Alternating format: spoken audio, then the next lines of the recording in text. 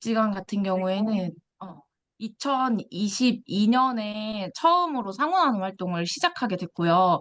이거 시작한 배경이 저희 같은 경우에는 복지관이 먼저 좀 이렇게 타임뱅크에 대해서 알게 되고 해보자 주민들한테 먼저 제안했던 게 아니라 강동구에 이미 타임뱅크 TFT가 꾸려져 있었어요. 그 안에는 이제 마을 활동을 하시는 대표님들이 좀 들어가 있었고, 그 마을 활동을 하면서 타임뱅크 TFT 활동도 하시는 분들이 복지관 사업으로는 또 연결이 되어 있어서 저희가 이제 타임뱅크에 대해서 처음 알게 되었고요. 그래서 이제 복지관에서 좀 거둘 것이 있지 않을까? 복지관이 어쨌든 복지관으로서 가지고 있는 장점이나 또 활용할 수 있는 예산, 또 사업으로 풀어나갈 수 있는 부분, 이 인력이 지원되는 부분들이 있기 때문에 복지관에서 뭔가 그 강동구에서 타임뱅크를 시작하는 그런 것들을 조금 이렇게 밀어줄 수 있으면 좋겠다라고 처음에 시작이 돼서 저희는 다른 기관의 시작과 조금은 다를 수도 있을 것 같아요. 그래서 맨 처음에는 저희가 22년에 사실 타임뱅크 시작할 때 제가 담당자였는데 저도 타임뱅크가 뭔지 모르고 지역 주민분들은 당연히 뭔지 모르고 다른 직원분들도 뭔지 모르는 상황에서 우선 복지관이 먼저 공부해서 이렇게 자리를 잡아서 사업을 시작하는 것보다는 우선 지금 마을 안에서 이런 욕구가 있어서 TFT가 자체적으로 결성됐으니 우리 복지관도 같이 주민이랑 공부하면서 좀 계획하고 좀 진행을 해보자 이렇게 시작이 됐고요. 그래서 처음에 22년도에 저희가 기본 교육할 때 기본 교육을 손설 대표님께서 한 2시간씩 3회 정도 아예 매주 이렇게 좀 교육을 진행해 주셨어요. 그때 이제 저희도 타임뱅크에 대해서 잘 몰랐기 때문에 지역 주민분들한테는 그냥 이웃들과 더불어 사는 것에 대해 관심이 있는 분들은 복지관에 모여서 타임뱅크라는 것들을 한번 배워보자라고 해서 주민센터나 이런 데도 좀 홍보를 드렸고, 그래서 그때도 사실 저는 모집이 잘 안 될 줄 알았거든요. 교육 모집이. 왜냐면 너무 생소한 개념이잖아요. 근데 강동구에는 좀 마을 활동에 관심이 많은 분들이 있어서 그 당시에 한 20분 정도 지역 주민분들이 참여해 주셨고 3회기의 교육을 거의 다 참여해 주셨어요. 그래서 저희가 그때 교육하면서 자산조사도 하고 타임뱅크 가치나 원리 같은 것들도 배우게 되었고 저도 그때 주민분들이랑 같이 공부하면서 좀 익히게 되었고요. 처음에 교육 시작하면서 주민분들한테 부탁드렸던 것이 마을의 주인은 주민분들이시기 때문에 이 타임뱅크는 복지관의 사업으로서 진행되는 것이 아니라 마을 안에서 원래 새롭게 시도해 보려고 하는 것들을 복지관에서 옆에서 조력자로서 거들고자 한다. 그래서 우리가 이 자리에서 주민분들이 주인으로서 좀 공부를 하셔야 되고, 우리 마을에서 어떻게 좀 진행해 보면 좋을지에 대한 아이디어를 내주셔야 되고, 또 실제로 실천해 주시는 것들이 필요하다라고 하면서 처음부터 좀 복지관이 할 수 있는 역할과 좀 한계에 대해서 명확히 얘기 드렸던 것 같아요. 그러니까 사실 저도 처음에 이 사업 담당자로서 시작할 때 이걸 장애인복지관에서 실현할 수 있을까? 기존의 자원봉사랑은 되게 다른데 어떤 것들로 시작할 수 있을까? 또 특히 코로나 시기였기 때문에 더 막막했던 부분들이 있었는데 아예 주민분들한테 이런 고민점들 또 복지관이 할 수 있는 것들을 되게 솔직하게 처음부터 오픈을 했고 대신에 우리가 같이 협력자로서 고민하면서 나아가 보자라고 좀 시작했던 것 같아요. 그래서 처음 교육했을 때 저도 아직도 되게 기억에 남는데 3회기 다 매회 교육을 하고 제가 이제 만족도 교육에 대한 소감을 여쭙는 시간 또 설문지 같은 것들을 진행했는데 그때 되게 교육에 대한 만족도가 높으셨어요. 저희는 지금 현재 발달장애인 자녀를 양육하는 어머님들이 주로 타임뱅크 활동을 하고 계시거든요. 근데 그 어머님들이 교육 소감에서 적어주셨던 말들이 내가 여태까지 내 자녀가 장애가 있다고 해서 도움을 받아야 되는 존재로만 생각을 했다. 부모인 나도 내 자녀는 장애가 있으니까 당연히 도움을 받아야 하고 난 도움을 줘야만 된다고 생각을 했는데 교육을 들으면서 내 자녀가 장애가 있지만 누군가를 도울 수 있는 역할을 할 수도 있겠다라는 생각을 처음 해보셨다고 하셨어요.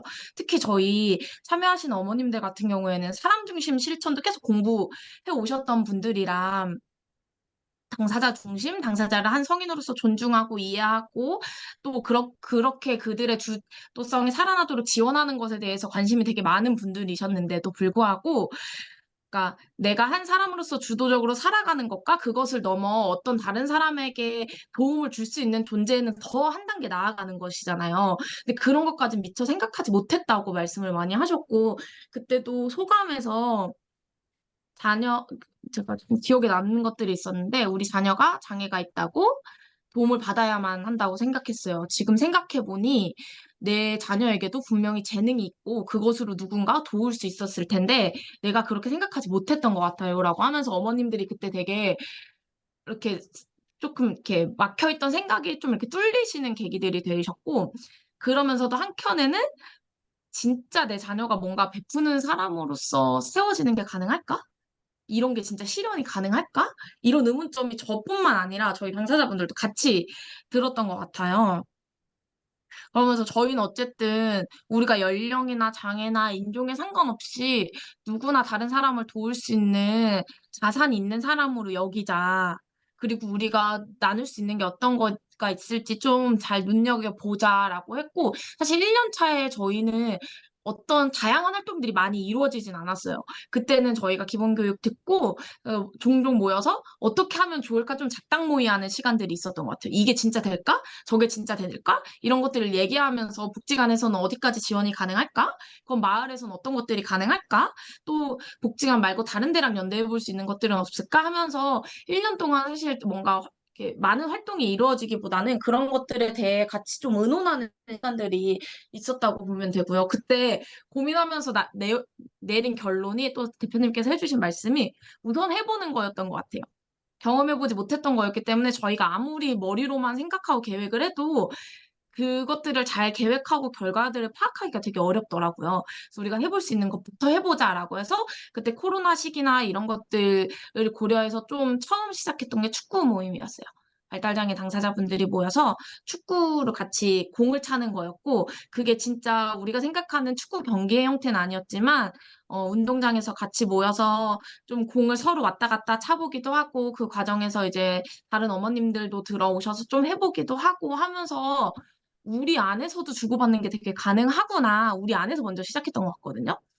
그래서 하면서 올라왔던 소감들이 저희 당사자분들이 엄마랑 당사자분이랑 두 분이서 계시면 당사자분들이 엄마한테 이제 뭔가 계속 도와달라고 하거나 마음에 들지 않으면 뭐 이제 이렇게 계속 부정적인 감정 표현을 하시거나 했는데 본인의 다른 당사자분들과 같이 있고 부모님들이 없게 되니 그 안에서 서로 도우시는 것들이 좀 이렇게 보이기 시작했어요.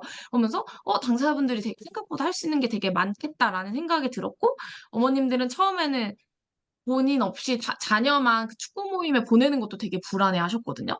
가서 애가 다칠까 봐. 가서 애가 또 말하는 뭔가 좀 어려운 행동을 할까 봐 이런 거에 대해서 어머님들도 좀 마음의 벽을 무너뜨리는 시간들이 필요했는데 축구 모임으로 좀 소소하게 모여서 1시간 축구하고 같이 좀 간식 나눠 먹고 하는 것들로 시작해 보니까 조금 이렇게 부담 없이 시작할 수 있었던 것 같고 저희는 지금 그 제가 말씀드린 축구 모임이랑 또 당사자분들이랑 어머님들이 모여서 도시 탐방 가는 두 가지 활동이 좀 주를 이루고 있어요. 근데 축구 모임 같은 경우에는 저희가 좀 우리끼리만 하기가 너무 아깝다. 이걸 지역에 알리자 해서 그 다음에는 지역 단체들이랑 연계해서 차볼라공이라고 여자분들이 축구하는 모임이 있거든요. 지역 주민 모임. 그분들이랑 또 이제 다른 아우른 부모의 분들이랑 조인을 해서 누구나 평등한 운동회라는 이름으로, 운동장이라는 이름으로 다 같이 모여서 자산조사도 하고 또 지역 주민들과 안면도 트면서 같이 축구도 하고 하는 시간들이 있었고 그때 되게 신기했던 게 저희가 상호나눔 활동에 대해서 따로 이렇게 막 홍보를 하지 않았음에도 그 자리에 참석해 주셨던 분들 중에 마을 신문을 쓰시는 분들도 있었고요. 마을 활동과 관련된 블로그를 하시는 분들도 있어서 그분들이 되게 본인들이 참여한 경험들을 직접 적어서 마을 신문에도 내주시고 블로그에도 내주시고 하면서 상호나눔 활동이 조금 더 이렇게 다른 기관이나 지역 주민들에게도 알려지게 된 것 같아요. 그래서 저희는 22년도 시작할 때는 기본교육 3회 했지만 지금은 이제 연초에 상반기 간담회 연말에 연말 간담회로 해서 복지관 안에서 교육의 형태와 간담회 형태로 모이는 건 1년에 2번 정도 하고 있고요. 어, 사실 좀 새롭게 타임뱅크나 이런 거에 대해서 관심 있는 주민분들이 더 모집이 되면 저희는 언제든 다시 또 이제 기본교육으로 그런 주민분들 양성할 생각은 있고, 저희가 지금, 아까 말씀드린 도시 탐방도 얘기 드리면 좋을 텐데, 도시 탐방에서 당사자분들의 변화가 되게 컸어요. 저도 한 두 번 정도 같이 가긴 했는데, 그때 당사자분들의 이 서로를 좀 챙기는 모습을 보면서 우리가 그런 발달장애 당사자분들을 대상으로 타인뱅크 교육을 별도로 진행해보자 해서 한번 그것도 시도해본 적이 있었거든요. 그래서 아예 1층에서는 비장애 주민분들, 어머님들이 모여서 타임뱅크에 대한 교육을 듣고 2층에서는 발달장애 당사자분들만 모여서 이제 타임뱅크에 대한 교육을 진행을 했어요. 그래서 그때 손설학 대표님께서 또 강사 선생님을 소개해 주셔서 했는데 그때 느꼈던 게 어머님들이 안 계시고 진짜 당사자분들이 모이니까 조금 어려운 행동을 하는 당사자분의 손을 다른 당사자분이 잡아주시는 거예요. 근데 그게 도시 탐방에서 똑같이 일어나요. 갔더니 이제 지하철을 타고 갈 때도 저희는 어머님 한두 분의 당사자분 많으면 8명, 9분도 가시거든요. 그래서 제가 같이 갔더니 한 분이 이제 지하철역에서 혼자 막 걸어가시더라고요. 앞을 보지 않고 막 걸어가세요. 근데 이제 저는 어머님들한테 혹시 저러시다가 길을 잃으시는 거 아니에요? 했더니 이전에 한 번 이미 같이 다니다가 길을 잃은 경험이 있으시고 당사자분이 그걸 아셔서 걷다가 뒤돌아봤을 때 보이지 않으면 그 자리에 서 계신다 그러시더라고요. 그리고 다른 당사자분이 그분이 멀어질까 봐 더 빨리 걸어서 그 뒤를 쫓아가 주셔요. 그래서 사실은 어머님들 지금 계속 얘기하는 것들이 나 없이 자녀를 그 도시 탐방에 보내도 될까? 걱정이 됐는데 막상 갔다 오니 아이가 너무 좋아하고 또 너무 잘하고 또 그 이끌어주시는 김재희 선생님이라는 분이 있는데 그분은 그 안에서 당사자분들의 그 힘을 많이 느낀다고 하시더라고요. 우리가 그동안 엄마가 너무 다 해줬기 때문에 당사자분들이 굳이 나서지 않아도 됐던 것들이었는데, 그렇게 하면서 당사자분들이 나도 다른 사람을 돕는 누군가로 세워지면서 좀 느끼는 자존감들의 향상 같은 것들도 있었고, 그래서 사실 저희는 지금은 그 두 축으로 가고 대신에 뭐 이동 지원이나 산책을 같이 하거나 하는 소소한 것들은 좀 이루어지고 있고요. 음, 저희가 사실 22년부터 시작을 했는데, 저희 장애인 복지관이다 보니까 비장애 주민분들이랑 조금 더 다양한 활동을 즐겁게 해보고 싶은 욕구가 있는데, 이 활동을 좀 알리는 게 한계가 있다, 이런 생각들을 많이 했어요. 그래서 저희도 좀 새로운 것들을 시도해 봐야겠다라고 생각을 했고, 그때 저희도 시립대 복지관 가서 좀 기관 견학하고, 또 어떻게 좀 사이시오 사업하는지 좀 설명 듣고 오는 과정을 통해서 저희도 올해부터 이제 매월 멤버십 데이라는 거를 좀 진행을 해요. 그래서 처음에는 기존에 했던 참여자분들이 상호 나눔 타임뱅크 활동 소감도 나누고 앞으로 좀 어떻게 하면 좋을지 의견도 하고 우리끼리 좀 같이 응원하고 지지하고 격려하는 자리로 써 해보자 했는데 첫 멤버십 데이 하면서 다들 우리가 좀 힘들어도 되니까 지역 주민들, 지역 사회에 이 활동을 더 알리자라고 해서 지금은 월일에 모여서 저희가 떡볶이도 만들고요. 수박 화채도 만들고 지난달에는 전을 부쳤어요. 뭐 김치전, 파전 이런 거를 구워서 아예 지역에 나가는 거예요. 지역 공유 공간을 빌려서 거기서 같이 음식을 만들고 그 만든 음식을 길가에 나가서 진짜 아날로그한 방식으로 전단지 드리면서 저희 사업 홍보지 드리면서 저희가 저희 재능을 이렇게 나누려고 한다. 복지관에서 이런 사업을 하고 있다. 누구나 더불어 살아갈 수 있는 지역 사회를 꿈꾸고 있다라고 하면서 되게 설명을 드리고 있고 사실 저희 처음에 가서 할 때는 요새는 길 걸어 다녀도 누가 주는 음식 잘 안 받잖아요.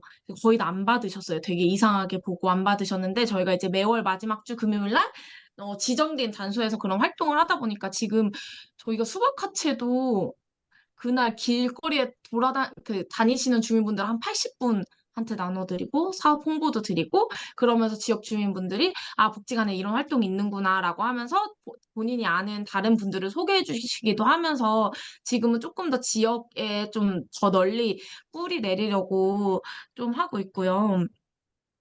하면서 사실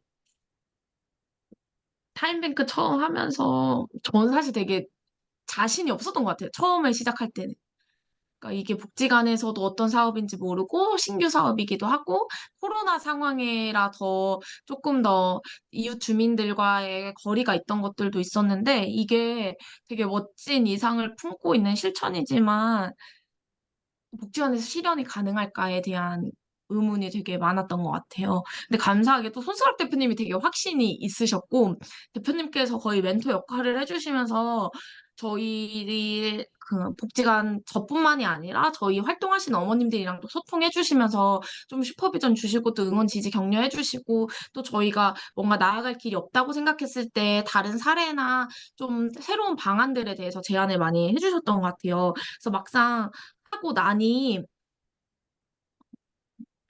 뭔가 생각했던 것보다는 훨씬 더 실천할 수 있는 소소한 구실들이 복지관에서 만들기가 되게 쉬웠고 또 특히 장애인 복지관이다 보니까 장애 당사자와 좀 협업해서 할 수 있는 것들을 많이 계획할 수 있었던 것 같고요.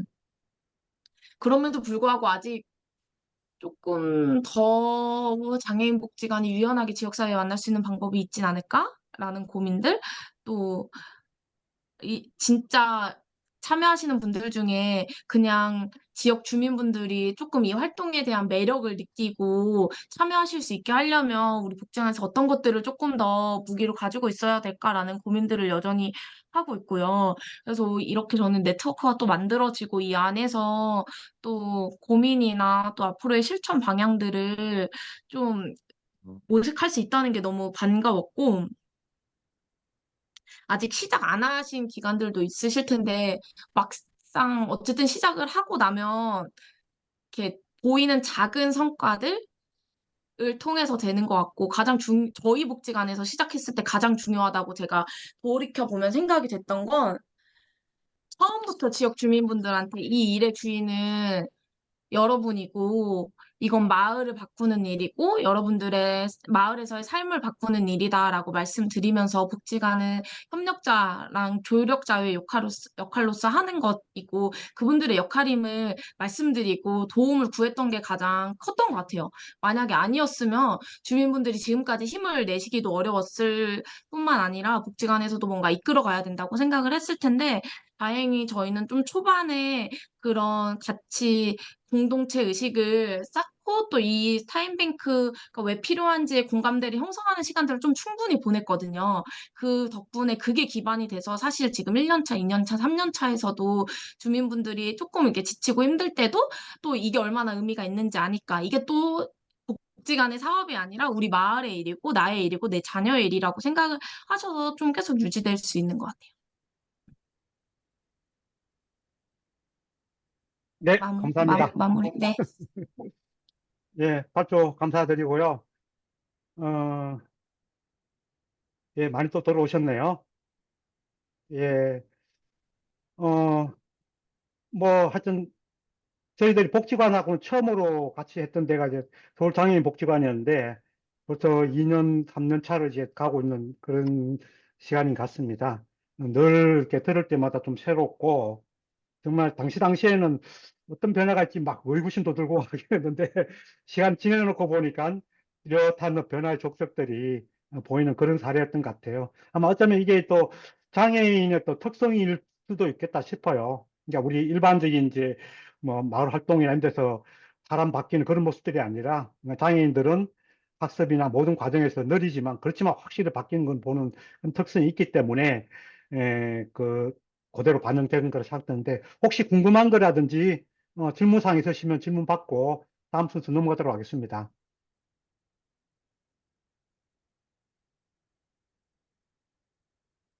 네, 사실 질문은 별로 안 오더라고요. 그래서 제가 임의로 그래서 그 정리를 하고 다음 넘어갈게요. 어쨌든 이제 그 우리 서울장애인 복지관 사례는 아직 타임뱅크를 주재하거나 생소하거나 그런 데서 하기 좋은 모델인 것 같아요. 그러니까 복지관의 전면에서 이렇게 뭔가를 헤쳐나가는 그런 모델보다도 그러니까 마을의 주민들하고 같이 그 협력하는 방식으로 그래서 복지관이 가진 장점을 잘 활용하고 주민들이 가진 장점을 잘 결합하는 방식으로 하면 큰 부담 없이 바로라도 시작할 수 있다는 게 이제 서울장애인 복지관의 어떤 사례였다고 생각됩니다. 그래서 뭐 이런 유형도 있고 또 이제 서울 시립대 복지관, 또 방앗간 복지관 다르기 때문에 그 어떤 유형을 택할 건지 그 각자의 또 현장마다 특성이 있다고 보고 준비해 가시면 될 것 같습니다.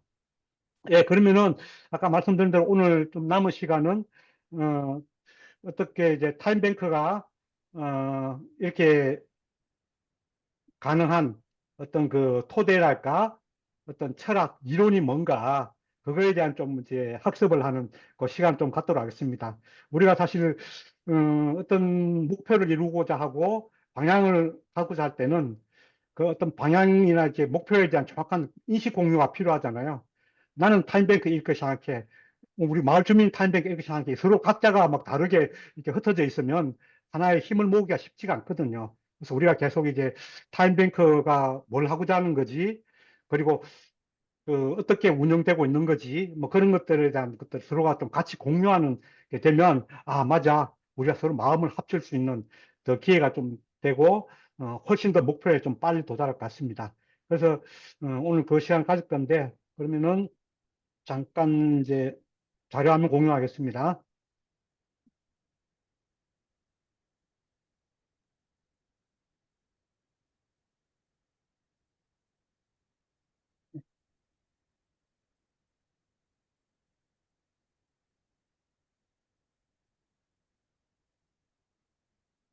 제가 여전히 서투네요. 예, 됐습니다.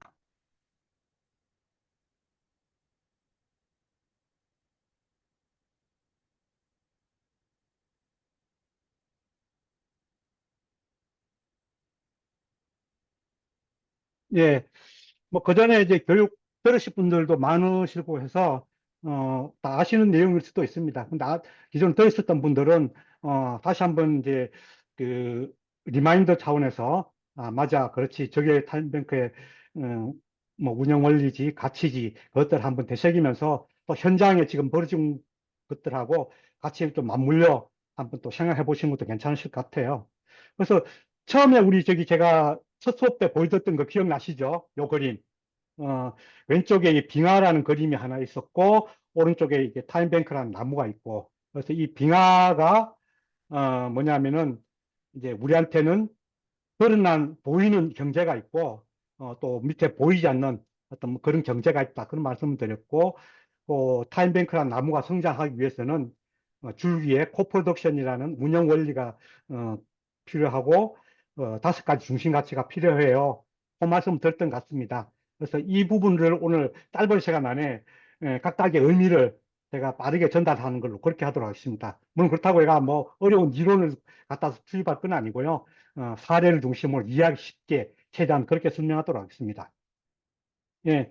그래서 지금까지 이제 우리가 타임뱅크를 이렇게 이해하기도 그렇고 듣기도 그렇고 들으면서 아, 이게 어떤 뭐 봉사 운동의 어떤 방법 아닌가?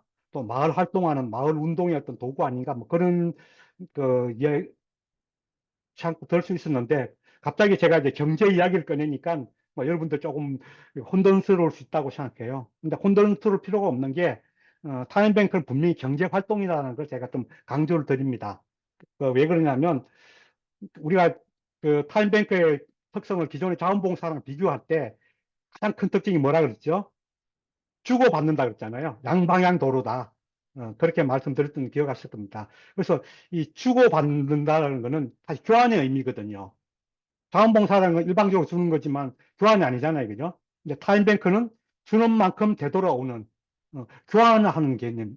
또 거기에 또 화폐라는 시간 화폐라는 매개체를 사용하고 있기 때문에 분명히 어떤 경제 활동의 일환이다.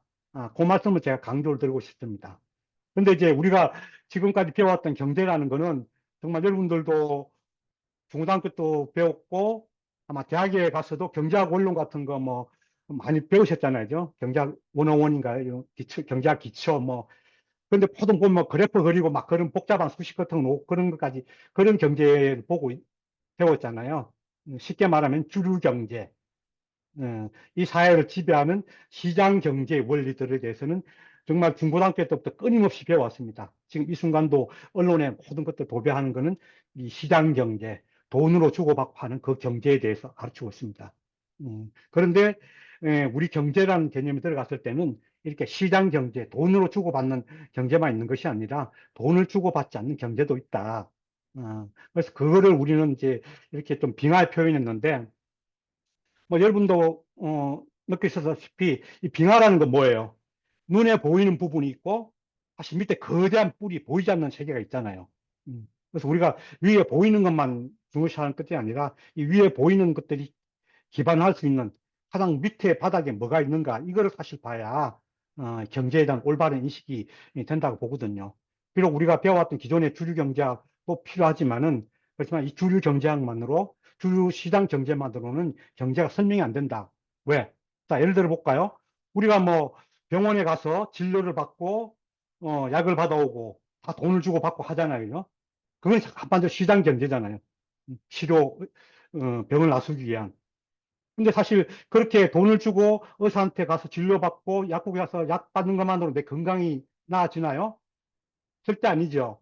집에 와서 건강한 밥을 먹어야 되고, 내가 운동을 해야 되고, 혼자 못할 때 누군가 도움을 받아야 되고, 뭐 그런 어떤 그 돌봄이 있어야 사실 이거 시장 경제에서 어떤 의사의 진료라든지 약을 먹어도 돌아갈 수 있는 거잖아요.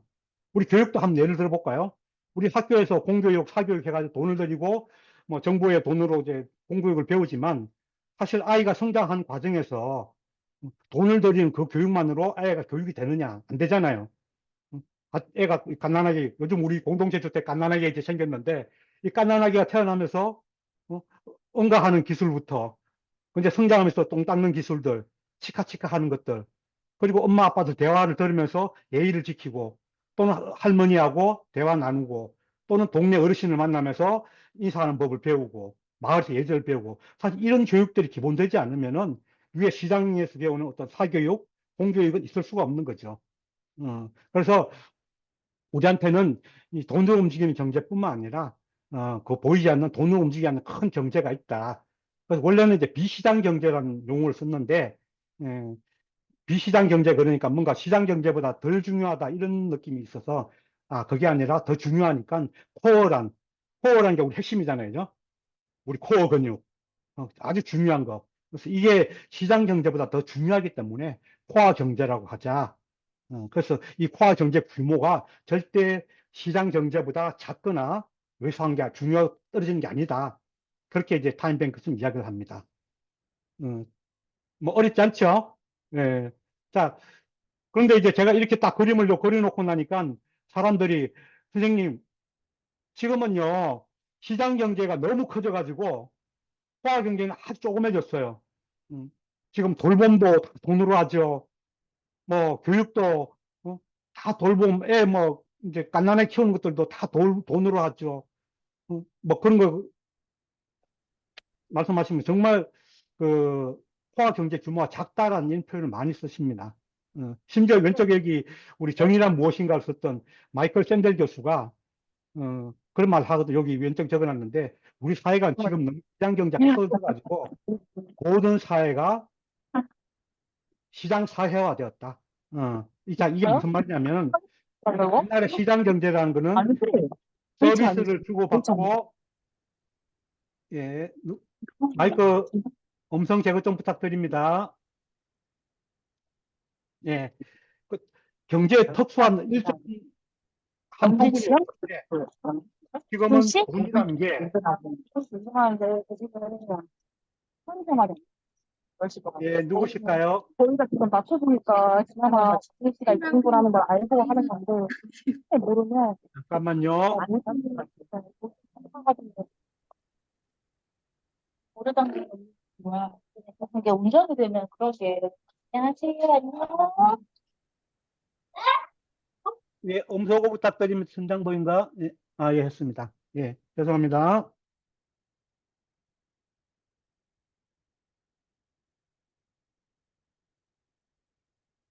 예, 그래서 지금 우리 사회를 시장 사회화 되었다. 정치, 경제, 문화, 종교, 심지어 마저도 돈이 지배하는 뭐 그런 사회가 되었다라고 그 우려를 많이 하고 있습니다. 그거는 뭐 대표적인 것들이 뭐 이렇게 친구를 요즘 뭐 빌려줍니다. 렌트 프렌드. 예. 요즘 뭐 혹시 써보신 분 계실지 몰라도 해주세요라는 앱 한번 들어가 보세요. 정말 우리 옛날에 누구한테 옆집에 부탁하고 아는 사람한테 친구한테 부탁했던 그런 일들을 요즘 심지어는 뭐 1,500원, 2,000짜리 일자리도 있을 정도로 그래서 모든 것이 돈을 주고받고 있는 그런 사회. 여러분 혹시 아는지 모르지만 구글 베이비라는 개념이 있어요. 뭐냐면은 대리모. 드디어 이제 생명윤리마저도 돈으로 주고받고 사는 건데 이번에 그 우크라이나 전쟁 생겼잖아요. 우크라이나 전쟁 때 가장 그 문제가 됐던 게 뭐냐면은 대리모, 그러니까 우크라이나에 대리모 처녀를 둔 유럽이나 미국의 대리모 부모들이 전쟁이 나면서 연락이 안 돼가지고 엄청나게 혼돈이 있었다고 합니다. 왜 그러냐면 우크라이나가 그 대리모를 유일하게 합법화시켜 있거든요. 그래서 갓난아기 때부터 이미 나는 부모는 우크라이나 사람인데 미국 애가 뱃속에서 자라고 있는 거겠죠. 그러니까 태어나면 바로 얘는 미국 국적을 갖게 됩니다. 그만큼 이렇게 지금 우리 사회가 생명윤리마저도 돈으로 주고받고 있는 그런 시대에 와 있다. 하여튼 그럼에도 불구하고 저는 제가 보건대 여전히 밑에 코알 경제 규모는 크고 아직도 어, 무시할 수 없는 그런 어떤 규모라고 저는 생각하고 있습니다. 자, 그러면은 이제 사실 이제 우리가 이런 시장 경제에 대비해 가지고 밑에 있는 코어 경제를 좀 더 활성화시키고 더 왕성화시킬 수 있는 그런 방법이 뭐가 있을까? 뭐 이런 걸 이제 생각해 보면 우리가 화폐라는 걸 이제 생각할 수밖에 없어요. 왜 그러냐면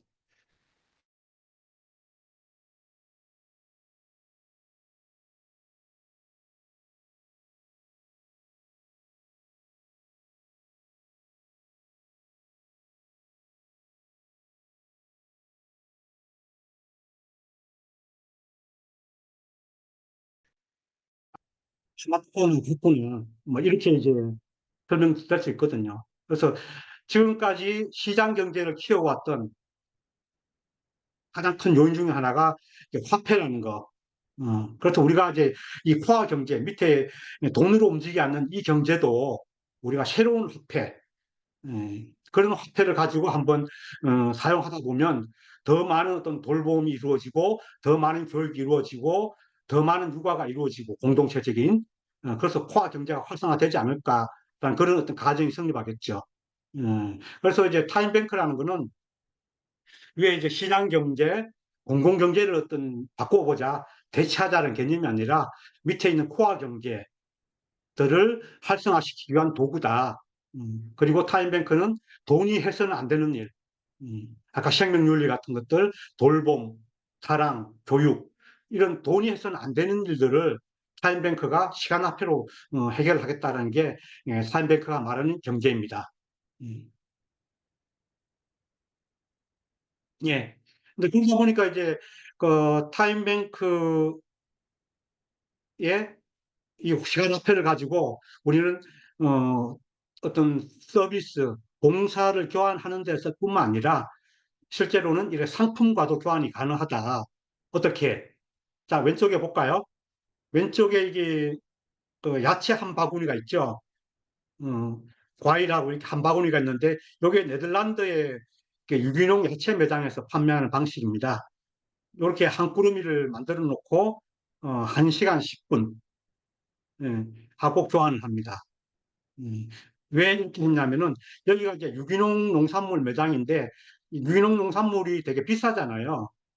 여러분도 뭐 유기농 많이 쓰실 거라 보고 있는데 우리 한국에도 마찬가지죠. 유기농 농산물들 비쌉니다. 이게 비싸다는 말은 사실 저소득층, 취약계층들은 사실 소득이 높기 때문에 유기농을 접할 수 있는 기회가 떨어질 수밖에 없잖아요. 그래서 이제 이 매장에서는 실제로 돈이 없더라도 어, 이 유기농 물건을 저소득층들이 살 수 있도록 하자. 어떻게? 그 저소득층이라 하더라도 예를 이 매장에는 그 차량 안내하는 봉사자도 필요하고 또 돌봄방이 있어가 돌봄 봉사하는 사람도 필요하고 물건 배달하는 배달 봉사자도 필요했거든요. 사실 그런 봉사를 하고 1시간 10분을 받으면 이 유기농 농산물하고 교환할 수 있으니까 그런 목적으로 이렇게 예, 판매를 하고 있거든요. 그래서 이 사람이 보다시피 타임뱅크는 분명한 경제 활동이고 봉사를 주고받는 데서 뿐만 아니라 이렇게 물건과도 교환 가능하다. 그런 사례들을 제가 설명을 드렸습니다. 뭐 그런 방법 중에 여러 가지 이제 타임뱅크의 시간화폐가 적용할 수 있는 가능성은 많습니다. 우리 집 앞에도 저기 그 폐지 주우신 어르신이 계시거든요. 정말 제가 2층에서 내려다보고 있는데 이 할아버지 거의 제가 보기 한 20시간 가까이 잠도 절 주무세요. 밤에도 12시 넘어서 일하시고 새벽에도 제가 출장 한 4시, 5시부터 보면 일하시거든요. 거의 뭐 한 20시간 꼬박 일하신다고 생각하고 18시간, 20시간 한다고 보고 있는데 그렇게 하루 버는 일들이 수입이 2만 원, 3만 원에 불과합니다. 음. 그런데 이 할아버지 없다고 우리 상상을 해볼까요? 아마 동네 쓰레기가 넘쳐날 겁니다. 안 해요. 우리 동네뿐만 여러분 동네를 그럴 거라 보고 있는데 그만큼 이제 이분의 가치가 정당한 노동을 평가받지 못하고 있는 거잖아요. 그런 경우에 저희들이 이제 시간 화폐를 들여가지고 어르신이 자기가 필요한 어떤 봉사라든지 물품들을 살 수 있도록 이렇게 주선을 하기도 합니다. 그래서 보상받지 못하는 저평가된 그런 봉사나 노동에 대해서도 이렇게 시간 화폐는 그 보상을 할 수가 있다. 그리고 뭐 우리 여기 왼쪽의 사진이 아까 서울장애인 복지관 그 발달장애 청년들이 축구 모임을 하고 난 다음에 꼭 플로깅을 하거든요. 저희 동네에서도 플로깅을 하고 있습니다. 하고 있는데 뭐 겨울이 많이 해요. 왜 그러냐면 겨울에 노인 일자리가 없어지면은 어르신들이 더 이상 쓰레기를 안 줍거든요. 그래서 12월에서 한 4월 달까지는 동네가 굉장히 더럽습니다. 그런 경우 이제 우리 동네 그 발달장애 청년들이 또는 공동구의 이렇게 청년들이 동네 쓰레기를 줍다 보면 그 굉장히 가치로운 일들이잖아요. 그래서 그런 경우에도 우리가 시간화폐를 부여해가지고 사용할 수 있도록. 그러면은 이렇게 그 가치로운 노동에 대해서 인정받고 보상받음으로써 또 거기서 실제로 자기가 도움을 필요한 데 쓸 수 있으니까 이 플로깅이나 줍깅 활동들이 더 힘을 받을 수 있는 가능성이 열리겠죠. 그래서 시간화폐는 하여튼 뭐 이런 것뿐만 아니라 우리 동네 사례는 아니고 여기는 이제 안산 타임뱅크의 사례입니다. 공유 냉장고. 뭐 우리가 이제 공유 그래가지고 동네마다 이제 뭐 공유 냉장고도 많이 운영을 하고 있는데 사실 대개 공유 냉장고들이 운영되다가 한 달, 2달 이후에 다 사라집니다. 왜 그런지 아세요? 음, 왜냐하면 사실 공유 냉장고를 가동하려고 그러면요 굉장히 많은 손길이 필요합니다. 어떤 집에서 뭐 음식 남는 거 이렇게 많이 가져와가 오시면은 그거를 한 사람만 일방적으로 독점 못하게 하기 위해서는 소분을 해야 되거든요. 그럼 누가 그 소분을 할 것인가? 그리고 또 그 어떤 어르신이 와서 뭐 한꺼번에 다 가져가려고 욕심 부리면 그거 못하도록 막아야 되고 설명해야 되고 또 유통기한 같은 거 잘 돼 있나 없는 그런 거 빠져. 그래서 공유 냉장 하나만 하더라도 사실 많은 사람들의 손길이 가거든요. 그래서 그런 어떤 보이지 않는 노동, 어, 가치로운 일들에 대해서 우리가 보상을 해야 되잖아요. 근데 그런 것들을 우리가 기존의 화폐를 가지고 돈을 줘가지고 할 수는 없겠죠. 그래서 그런 경우에도 이제 시간화폐가 그런 가치로운 노동에 대한 보상 수단으로 활용되고 있습니다. 뭐 지난번 우리가 타이밍 하우스 예를 들었다시피 그래서 저희들은 3분기에 한 분기에 한 번씩 이렇게 품절트를 냅니다. 그래서 기부마던 물건들 집에서 쓰지 않는 장롱 속에 있는 물건들을 우리 지정을 받아가지고 그래서 물건값마다 시간화폐를 매겨가지고 이렇게 이제 자기가 시간 봉사한 시간 저축된 거랑 교환해 가져가도록 이렇게 하고 있습니다. 특히 우리가 이제 복지관 같은 경우도 기부 같은 거 또 뭐 들어온 물건들이 많잖아요. 그것들 물론 무료 나눔하는 형태로도 뭐 의미도 있지만은 저렇게 이제 시간 화폐를 가지신 분들 이제 우선적으로 좀 배상할 수 있는 방식으로 운영해 보시는 것도 저는 권합니다. 그래서 이렇게 이제 하다 보면서 사람들이 타임뱅크가 단순한 봉사활동이 아니라 뭔가 새로운 경제활동이구나.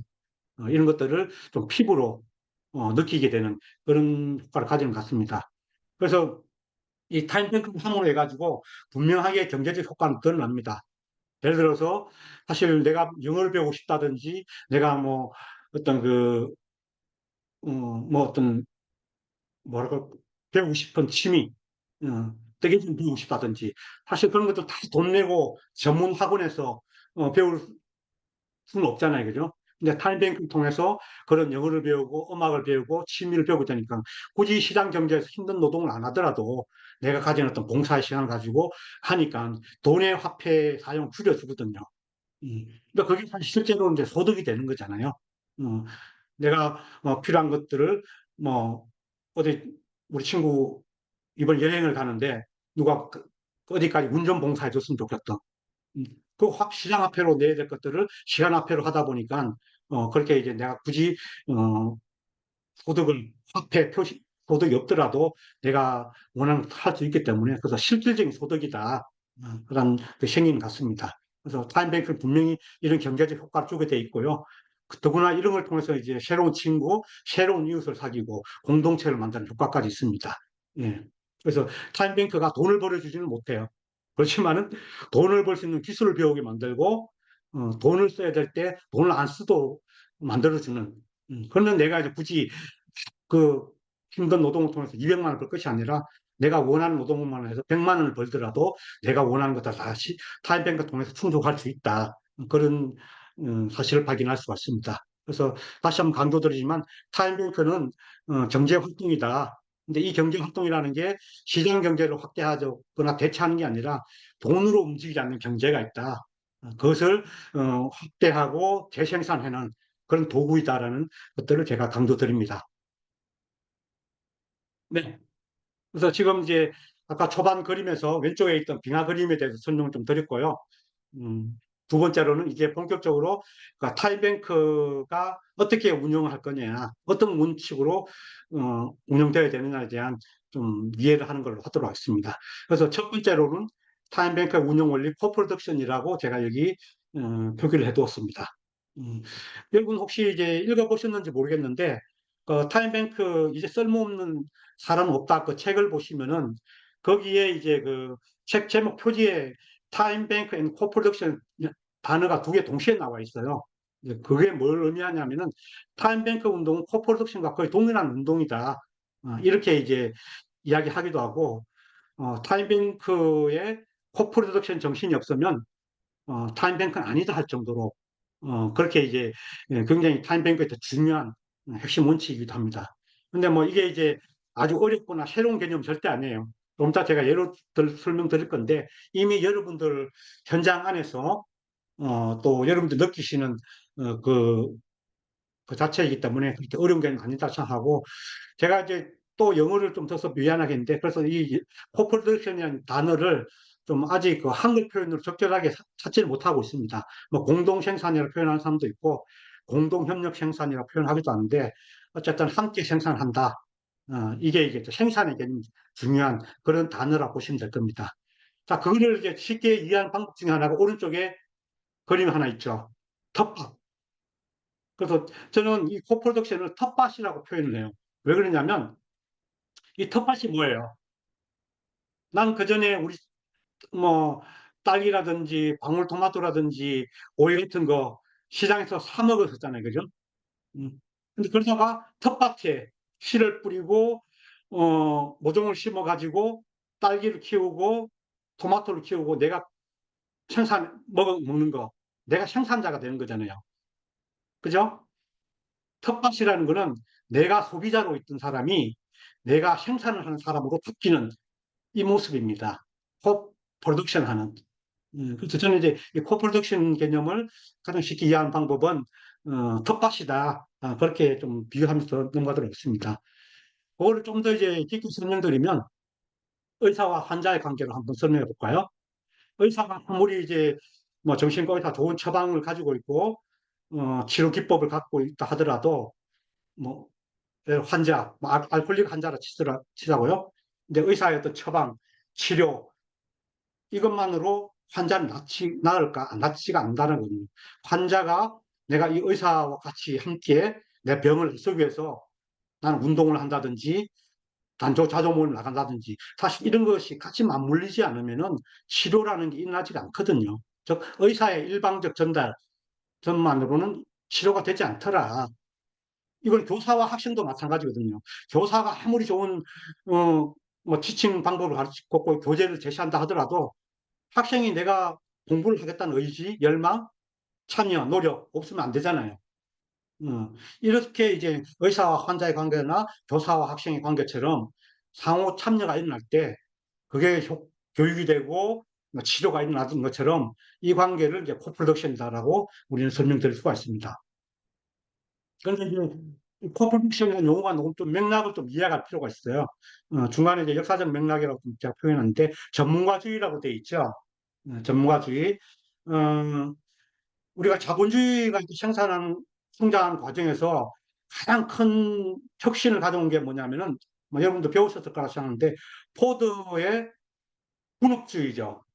어, 옛날에는 어떤 특정한 사람이 내가 바퀴도 만들고, 마차에 몸체도 만들고, 뭐, 볼트도 내가 만들기도 하고, 뭣도 만들기도 하고, 사실 한 사람이 무슨 공정을 가지고 있는 그런 어떤 시스템이었거든요. 근데 이제 자본주의가 성장하면서 대량 생산해야 되니까 분업을 하게 됩니다. 한 사람이 모든 공정을 만든 게 아니라 너는 요거 뭐지 볼트 만드는 공정만 해. 너는 요거 이제 피팅만 만들어. 너는 조립만 해. 요것도 붙이기만 해. 이런 식으로 분업 가는 거죠. 뭐 그게 되다 보니까 이제 대량 생산 체제로 가고 그게 이제 자동차에서 시작됐지만은 사회 전반적인 시스템으로 퍼져나갔습니다. 그러다 보니까 이제 그 분업주의가 이제 왕성한 대량 생산을 가져오니까 각종 우리 사회는 전문가들이 등장하기 시작합니다. 그것이 비단 자본주의적 생산 신태뿐만 아니라 그 의료, 법률, 문화, 뭐 종교도 저는 마찬가지라고 생각들어요. 전문가들. 어.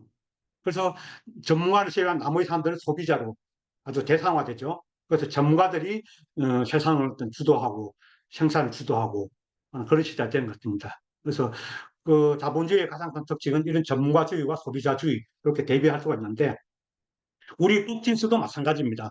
우리 복지라는 개념들이 이 자본주의 성장과 계를 같이 했기 때문에 복지에서도 복지의 전문가들 등장하기 시작했고, 거기에 많은 이제 우리 그 취약계층이라든지 장애인들, 이중노동자 그런 사람들은 복지의 대상화되는, 이렇게 분리되는 그런 형들이 나타났던 것 같습니다. 음. 그렇지만 이제 이런 것들이 또 시대의 변화와 함께 무너지는 게 특히 뭐 그 정보화 시대라 그러죠. 그 엘빈 톨플러 박사가 얘기했던 대로 정보화 시대, 정보혁명 시대. 옛날에는 정보의 어떤 과학 이런 것들 불균등성을 인해 가지고 전문가가 이제 어떤 정보나 지식들을 독점하고 싶다라면 이젠 그게 이제 인터넷을 비롯해서 확산됐잖아요. 전문가의 위상이 그만큼 낮아진 거죠. 그래서 이제 엘빈 토플러는 앞으로 시대 이제는 전문가, 소비자 이런 것들 부분들이 없어지고 프로슈머라는 개념, 그러니까 생산하는 소비자가 이제 생산의 주인으로 나선 시대가 올 거야. 뭐 그러면서 우리가 단적인 예로 이제 뭐 협동조합, 음? 요즘 같은 건 에너지 협동조합. 옛날에는 저는 전기 같은 거 이런 거 한전이 주는 걸로 생각했잖아. 우리는 전기를 받는 소비자로만. 그게 아니라 이제는 우리가 생산해서 한전이 다시 팔잖아요. 음. 오마이뉴스 같은 경우 이제 댓글의 대상자, 그 뉴스의 소비자로만 했던 사람들이 직접 언론이 돼가지고 기자가 돼서 뉴스를 올리기도 하고 그런 시대가 온 것 같습니다. 사실 이 개념들은 우리 복지 현장에서 굉장한 혁신을 일으키고 있습니다. 그렇게 대상화되어 있던 복지에서 버려진 사람들이 생산자로서 복지의 어떤 제공자로서 등장하는 그런 모습들. 네. 그런 사례를 제가 한번 들어볼까요? 여러 가지 사례들이 있습니다. 제가 아까 말씀드린 대로 이 코프로덕션이 뭐 새로운 현상이 절대 아니다라고 말씀드린 대로 아마 여러분 그 일하는 현장에서도 그런 경험이 다 있을 거라 생각합니다. 제가 이제 손꼽는 어떤 그 사례는 광주 광산구죠.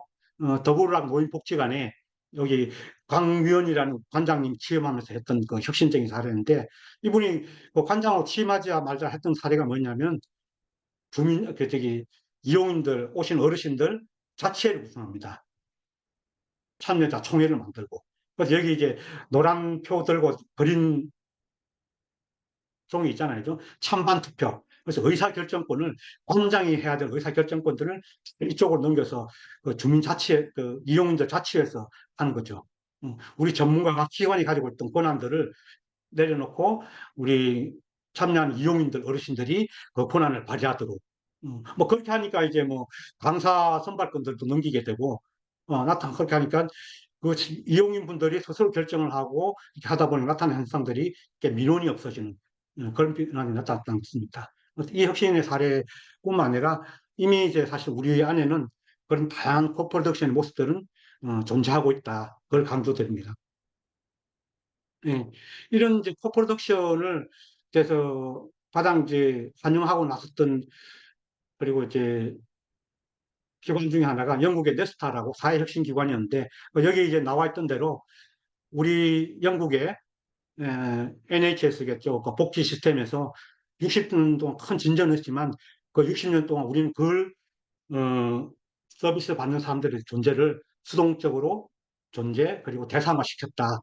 그런 자기 반성을 이렇게 그래서 하고 있습니다. 그래서 그 우리 서비스의 대상자들도 뭔가 가진 재능과 기술, 시간, 능력이 있는 주체이다.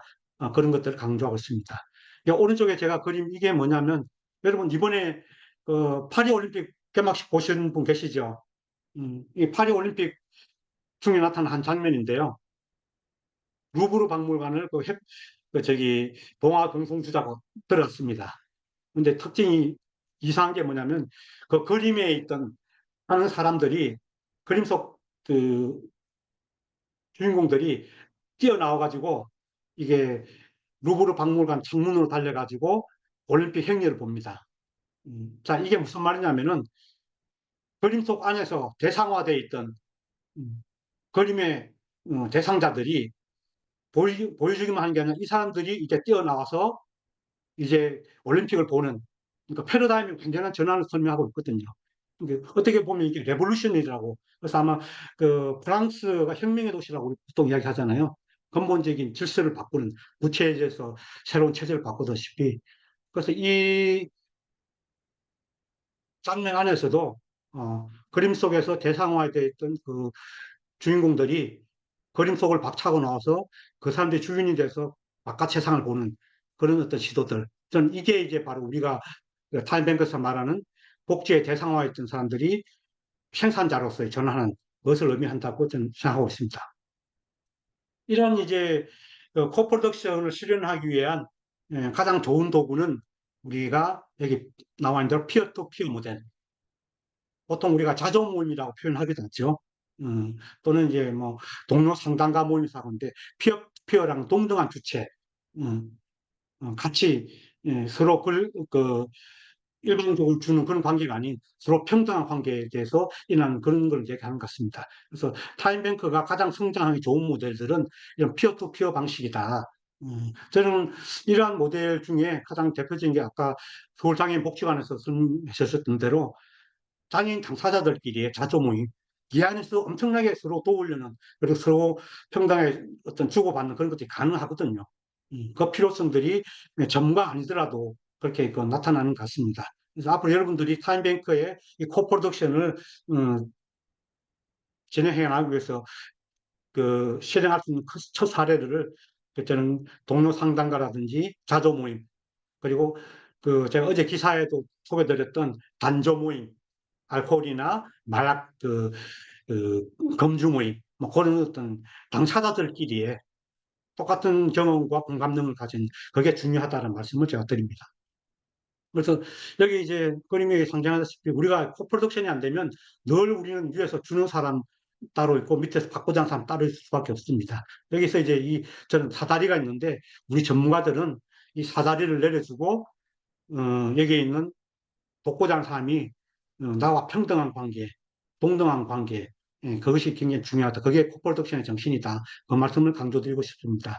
그래서 2018년도에 칸 박사가 한국에 왔을 때 한겨레 신문하고 했던 그 기자 때 나와 있는 요 문구입니다. 그래서 여러분들이 이제 사실 취업 사회에서 많은 걸 알고 있지만은 여러분들의 전문성도 필요하지만은 우리 전문가들의 가장 취약점은 뭐냐면 우리가 돕고자 하는 클라이언트, 대상자들, 이용인들 그런 분들이 뭘 잘하는지 뭘 할 수 있는지 잘 모르는 게 태반이거든요. 자기의 전문성에 집중하다 보면. 그래서 타임뱅크라는 거는 코프로덕션을 통해서 우리가 돕고자 하는 사람들이 뭘 잘하는지를 돕게 해준다. 이제 그런 말씀을 하셨습니다. 마지막 요 사례도 노르웨이 한 교도소 사례입니다. 우리가 커뮤니티 중성을 계속 제가 강조드리고 있는데, 이 교도소 재활의 어떤 방식도 이제는 처벌이나 분리가 아니라 커뮤니티가 중요하다 해가지고, 이렇게 이제 커뮤니티 중심의 한 교도소가 있는데, 여기에, 재소자, 그 교도관들이죠. 한 2년 교육시킨답니다. 어떤 교육을 하냐? 친구가 되라. 교도관들이 그 뭐 전자봉 차고 권총 차고 무서운 제복 입는 그런 사람들이 아니라 평범한 똑같은 옷도 입고 재수랑 그리고 같은 밥을 먹고 같이 어, 카드도 치고 평등한 관계. 예, 그래야만이 그 재소자들을 치유하고 회복해낼 수 있다. 뭐 그렇게 가르치는 교도소라고 합니다. 그래서 그 전문가들에게서 그 수평적인 관계, 그 재소자들하고 그런 거를 이야기하는데 밑에 패치 아담스의 그 굉장히 유명한 미국의 이제 의사인데 그 지역 그 의료를 했던 그 이분도 강조하는 게 그렇더라고요. 의사는 환자에게 친구가 되어야 한다. 그런 강조를 합니다. 예. 제가 좀 빨랐죠. 여기저기 없이 마찬 같은데 그래서 지금 요까지 잠깐 하고 한 10분 정도 쉬었다가 그래서 그러면은 우리가 이 코프로덕션을 잘하기 위해서는 또 어떤 가치, 어떤 원칙들 필요할까 그거에 대해서 한번 또 살펴보는 그런 시간을 갖도록 하겠습니다. 좀 빨리 왔던 것에 대해서 죄송하게 생각하면서 쉬도록 하겠습니다. 수고하셨습니다.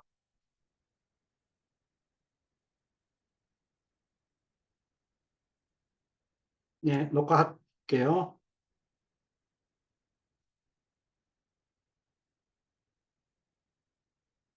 예, 그러면은 앞부분에 이제 그 타임뱅크의 핵심 운영 원리, 어, 가장 중요한 게 코프로덕션이다. 타임뱅크에서 코프로덕션 빼면 시체다. 그 타임뱅크는 코프로덕션 운동과 동일한 의미다. 그렇게 제가 좀 강조를 드렸던 것 같고, 이 부분들은 또 계속 여러분 현장에서 검증해 보시기를 또 제안을 드리면서 다음으로 넘어가겠습니다. 자, 이제, 그러면은 이제 코프로덕션이라는 우리가 줄기를 공부했다라면, 이제 뿌리로 이제 들어갈 건데요. 여러분들 혹시 기억하실런지 모르겠는데, 지난번 우리가 방앗골 복지관하고 서울시립대 복지관 그 사례 들었잖아요.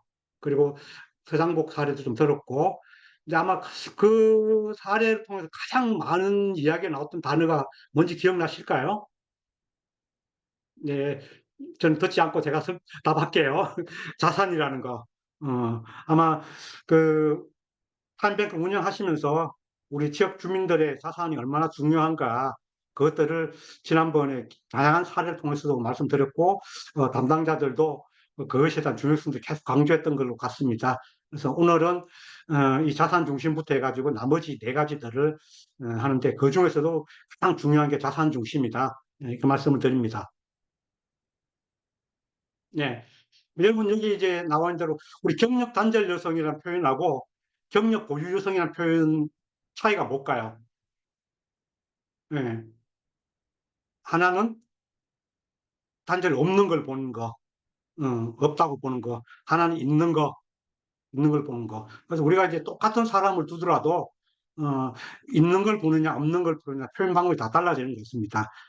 최근년까지는 사실 경력 단절 여성이라는 표현이 공식적인데 이제 이 없는 걸 보는 게 아니라 앞으로 이제 경력 고유 여성이라는 표현을 쓴다고 합니다. 이런 차이들. 옆 밑에 삼관인이라는 표현이 있죠. 이 삼관인이 뭐냐면 우리가 오관을 가지고 있잖아요. 시각, 청각, 촉각, 후각, 미각, 그죠? 보통 그 비장애인들은 보통 오감을 가지고 있다 그렇게 얘기하거든요. 근데 여기 조영찬 선생님은 그 시청각 장애인입니다. 보이지도 않고 들리지도 않는. 그러니까 두 개가 없는 거죠. 근데 이분이 스스로를 순관인이라 그래요. 왜? 비록 두 개는 들리지 않지만 나는 세 개의 감각은 가지고 있다. 후각, 미각, 촉각은 내가 가지고 있다. 있는 걸 보는 거.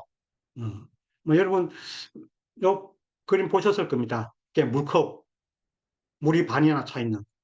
우리는 이 물컵을 보면서 위에 반이 비어 있네요라고 볼 수도 있고 물이 반이나 차 있네요. 그러니까 똑같은 사물과 현상을 보면서도 부족한 걸 볼 수, 사람도 있고 밑에 차 있는 걸 보는 사람이 있다고 합니다. 그래서 우리가 위에 이제 없는 걸 보는 거, 결핍, 욕구, 를 본다고 그러고 밑에 있는 것을 있는 거, 내가 가지고 있는 거, 자산과 능력이라고 이렇게 대별된 시각으로 분류하기도 합니다. 근데 보통 우리 이제 그 사회는 보통 결핍, 욕구를 보죠. 뭐가 문제인지, 뭐가 부족한지를 발견해서 거기에 채워 넣으려고 그러고, 그 필요가 뭔지, 욕구가 뭔지, 우리 이용자인들의 욕구가 뭔지, 그것들을 또 서비스를 만들어 전달해 줄 노력. 음, 이게 이제 보편적인 우리의 복지의 어떤 그 방식인 것 같습니다. 여기 밑에도 적었다시피 지금 최근까지 이루어진 특수교육 중에서도 이러한 그 결핍 모델, 의료 모델이라고 표현하기도 하죠. 그게 중심이다라고, 보편적이다라고 이야기하는 것 같습니다. 근데 이에 비해서 이제 타임뱅크가 기반하고 있는 거는 이 결핍이나 욕구가 아니라 우리가 뭘 가지고 있는지를 보자. 예, 그리고 자산과 능력을 보자. 이렇게 이제 이야기를 하고 있습니다. 음, 물론 이제 자산이라는 개념을 또 이제 뭐 우리가 보통 이게 경영학에서 비롯된 용어잖아요. 부채 플러스 자본이 자산이다. 뭐 그렇게 표현하기도 하는데 뭐 그런 개념은 아니고 우리는 보통 이 자산의 개념을 다른 사람에게 뭔가 기여할 수 있는 무언가, something 그렇게 표현합니다. 뭐 그렇게 되면 보통 이제 자원이라는 표현하고도 좀 헷갈리기도 하고 그러니까 자산이란 저기 뭐죠? 지난번에 우리가 했던 강점 뭐 그거하고도 좀 약간 헷갈릴 수 있는 단어입니다. 우리가 보통 이제 에, 장애인을 예를 두고 본다라면 보통 우리 영어로 뭐라 그러죠? disability, ability. 그래서 이 용어의 기본을 다 아실 겁니다. 그러니까 시장 경제에서 노동할 수 있는 존재, ability라고 그게 못하는 사람을 disability로 해서 장애로 표현하는데 사람 자체를 disability와 ability로 구분하는 방식이죠. 근데 타임뱅크에서는 그런 개념이 필요 없는 거죠.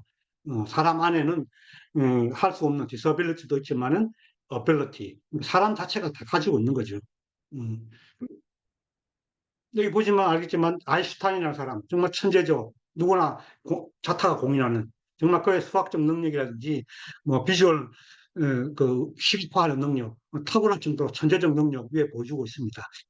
그런데 이 사람도 인터퍼스널 능력, 그러니까 사람과 소통하는 능력, 그리고 인트라퍼스널, 그러니까 자기 자신을 성찰하는 능력, 바닥에서 거의 최하위에 가깝습니다. 근데 우리 아인슈타인 가지고 장애인이라고 표현하지 않잖아요. 그죠? 그의 천재적 능력을 인정해주고 하는 것처럼. 왜 오른쪽에 이제 톰벨이 세계적인 환경활동가. 근데 이 친구도 자폐 성향의 스펙트럼의 친구더라고요. 근데 톰벨을 가지고 자폐 성향이라고 보지 않죠. 그 강조하지 않지 않습니까? 환경활동할 수 있는 그의 용기와 음, 의지, 그게 중요한 거죠. 그래서 타임뱅크에서는 이렇게 그 장애를 다루는 것이 그렇게 하질 않는다. 장애인도 비록 그 제한된 디서빌리티를 가지지만 그 가지고 있는 어빌리티 능력 그걸 지금 자산이라 표현하는데 자산을 가지고 있다 이렇게 설명합니다. 뭐 지금까지 이제 여러 번 사례를 보셨을 겁니다. 우리 그 구미에서 5, 6살 이제 한글 같은 아이들이 할머니한테 한글 가르칠 수 있는 능력 이거를 우리는 할머니한테 뭔가 도울 수 있는 능력 이거를 자산이라고 표현하기도 하죠. 심지어는 오른쪽에 있는 갓난아기인데요. 갓난아기가 무슨 자산이 있을까라고 생각하실지 몰라도 이건 무슨 어떤 내용이냐면 그 미국의 공감의 뿌리라는 프로그램입니다. 미국 공립학교에서 그리고 발달장애인들 대상으로 한 프로그램인데 우리 발달장애 청년들이나 장애인들이 감정 표현을 못하는 친구들이 많잖아요. 울거나 웃거나 그런 어떤 자기의 어떤 그 감정을 표출하는 게 떨어지는 그런 친구들이 많거든요.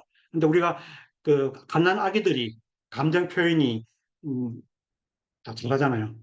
똥 싸면 치지면 울고 좋으면 기뻐서 하하 웃기도 하고 울고 웃고 그래서 이제 이 갓난 아기를 데리고 그 발달장애인 학교에 가서 아이들하고 놀게 한답니다. 그러면서 이제 발달장애 아이들이 그 감정 표현하는 것들, 웃는 모습들, 우는 모습들, 징그리고 화내는 모습들을 배우게 한다 그럽니다. 이게 갓난 아기가 가지고 있는 자산이거든요. 그래서 이게 이제